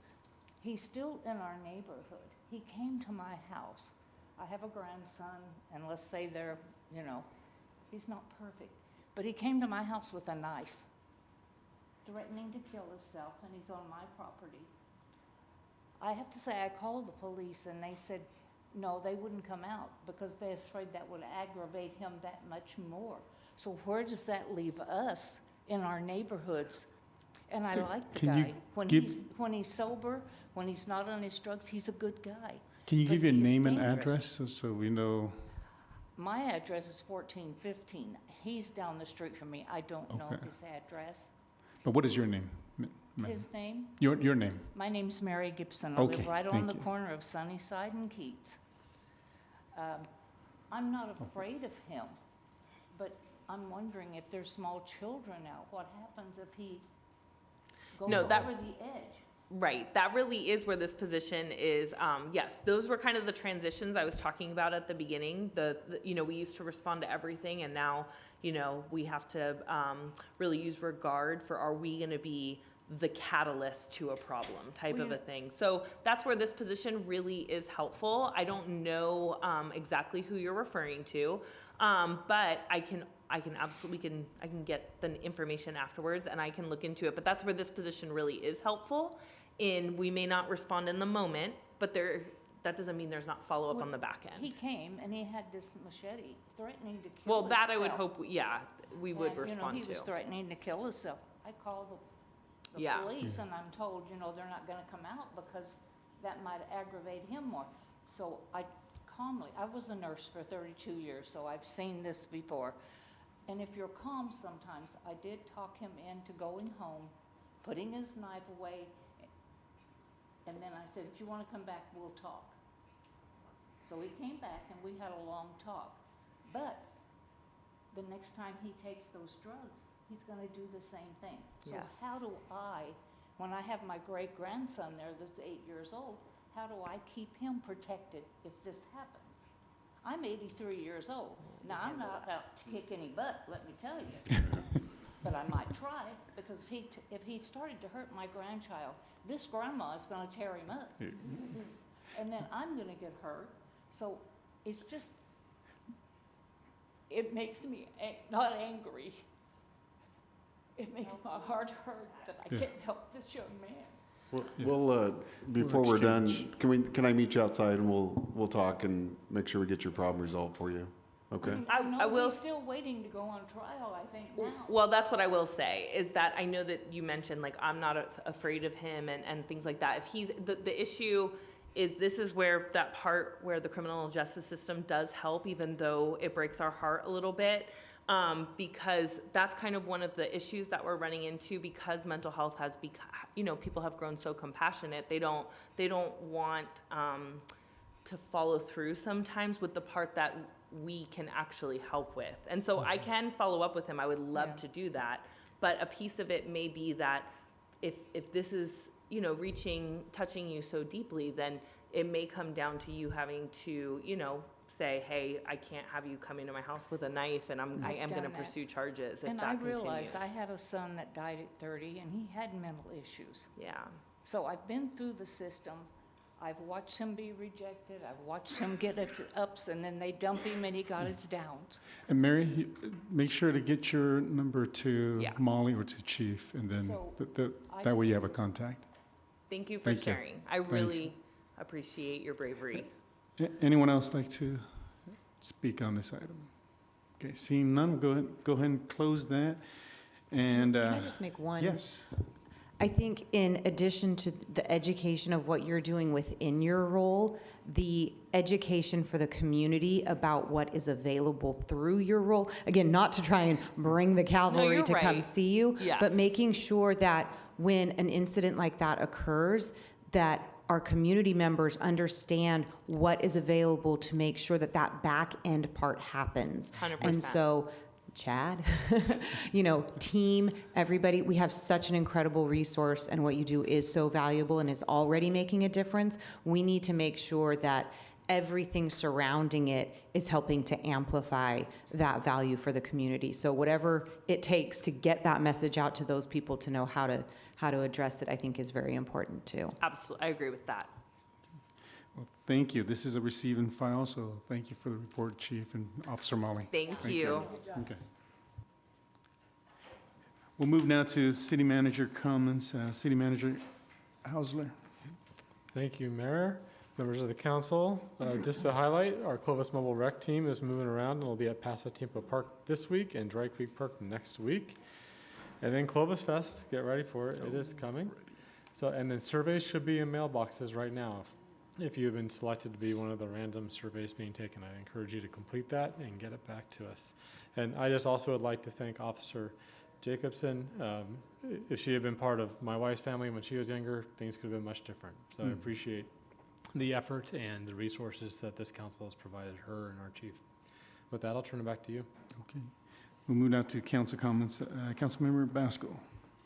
Just real quick, I went to the 9/11 ceremony the last Thursday, and again, it was done very well by the 9/11 committee, and it's always somber to, listen to that ceremony and listen to the speakers, or the speaker that, portrayed his events of that day. And I think, I don't know, I've probably been to 20 of them now, but over the years, and it's, it really reflects back to where you were at that day. And I can recall vividly where I was at that day, hearing jets take off from the airport, hearing things being scrambled, and being really the first time in my life experiencing what we thought was going to be, going, just not knowing, right? And being in law enforcement at the time, it was, what do we do? What's going to happen next? So just kudos to the 9/11 committee and the fire department, and police department, and everybody who participated in that. Councilmember Ashbeck. I had a couple of things, but I really I want to thank you, Mr. Scott, for those comments. I hear you. I don't agree with you, but the fact that we could talk about it, and this is not a talk. This is you talk, I talk. So I'm gonna see if you can have a cup of coffee with me. It's our only chance. It is our only chance. You've made assumptions about me. I've made them about you. We do it all the time. And so in a very unusual way, I kind of wanted to cry. Like, I'm grateful that you said that. And I hope that we can have a cup of coffee and just share a little bit about it. It is our only chance. And I guess if Clovis can't model that, it doesn't really matter. So I did have other things, and I might just hold on to them, but I just want to say thank you. And it's, we both go home just as angry about something else, but somewhere in there is, I think, our chance. So I just want to thank you for saying that. It was hard for you, it was hard for me, but I do appreciate that. So, coffee. Yeah? Okay. Somebody's got to give me your cell phone, otherwise I'm just going to be walking around looking for you. But anyway, I do think the lessons of this last week, I went home last Monday, I was not happy at all about whatever occurred here. Then the week's events sort of paled whatever happened on Monday. It was like, whatever. But I do think there's lessons in there for us. And I think whether there's something on the wall or not, whether it's we the people, or I don't know what it is, I don't know, but I appreciate just like, let's think about it, let's get some input, let's talk about it, because I think that is how we're gonna work it out. I guess my other comment I would say to my colleagues, the Prop 50 letter was surprising to me, and I don't understand our protocol. I never quite figured it out. But normally we put letters on the agenda to talk about whether we want to do that. And I would appreciate learning about Prop 50. I know enough to be dangerous, but I would have loved us to think a little more deeply about it.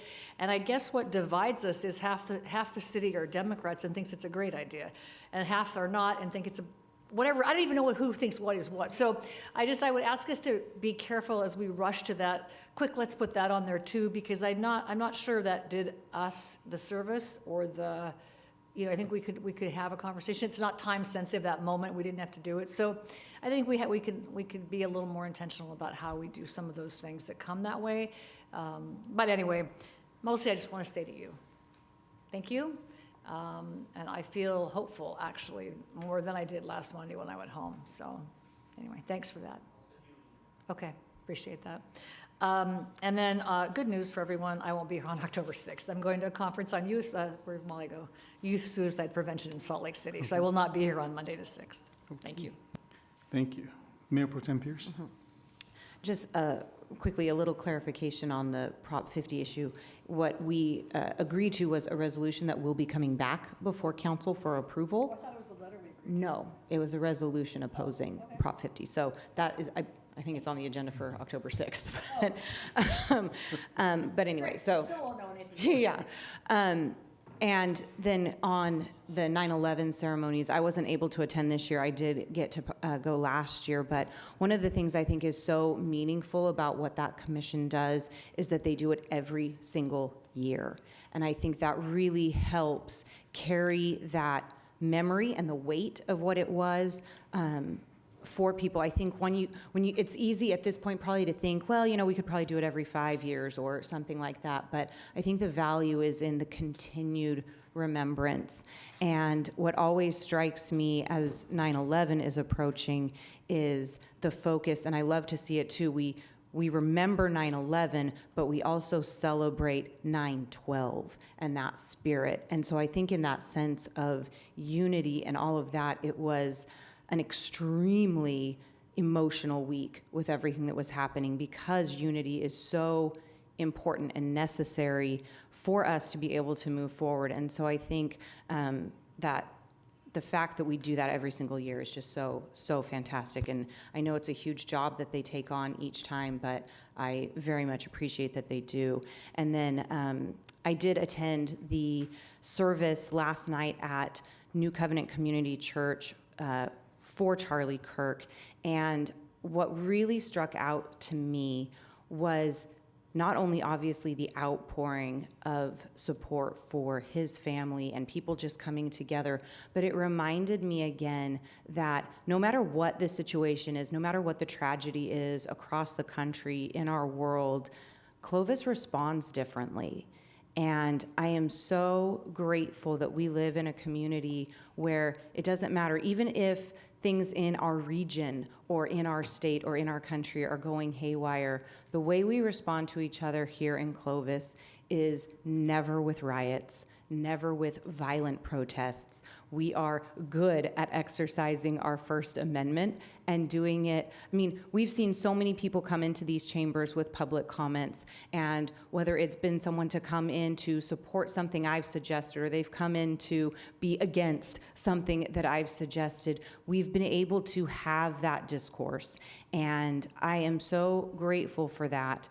And so I just want to say a thanks to our community for the way that we choose to respond. I think it is healthy. I think it is exactly American, and it really is that Clovis way of life. And so we do disagree. We disagree on all kinds of stuff, and we can disagree very passionately, but we always keep that level-headedness, and we're able to do it by and large pretty respectfully. We may not hit the mark all the time, but I was just incredibly grateful, again, just for that way that this community responds to things in the light of what went on last week and that. So once again, often, I am so grateful to be a member of this Clovis community.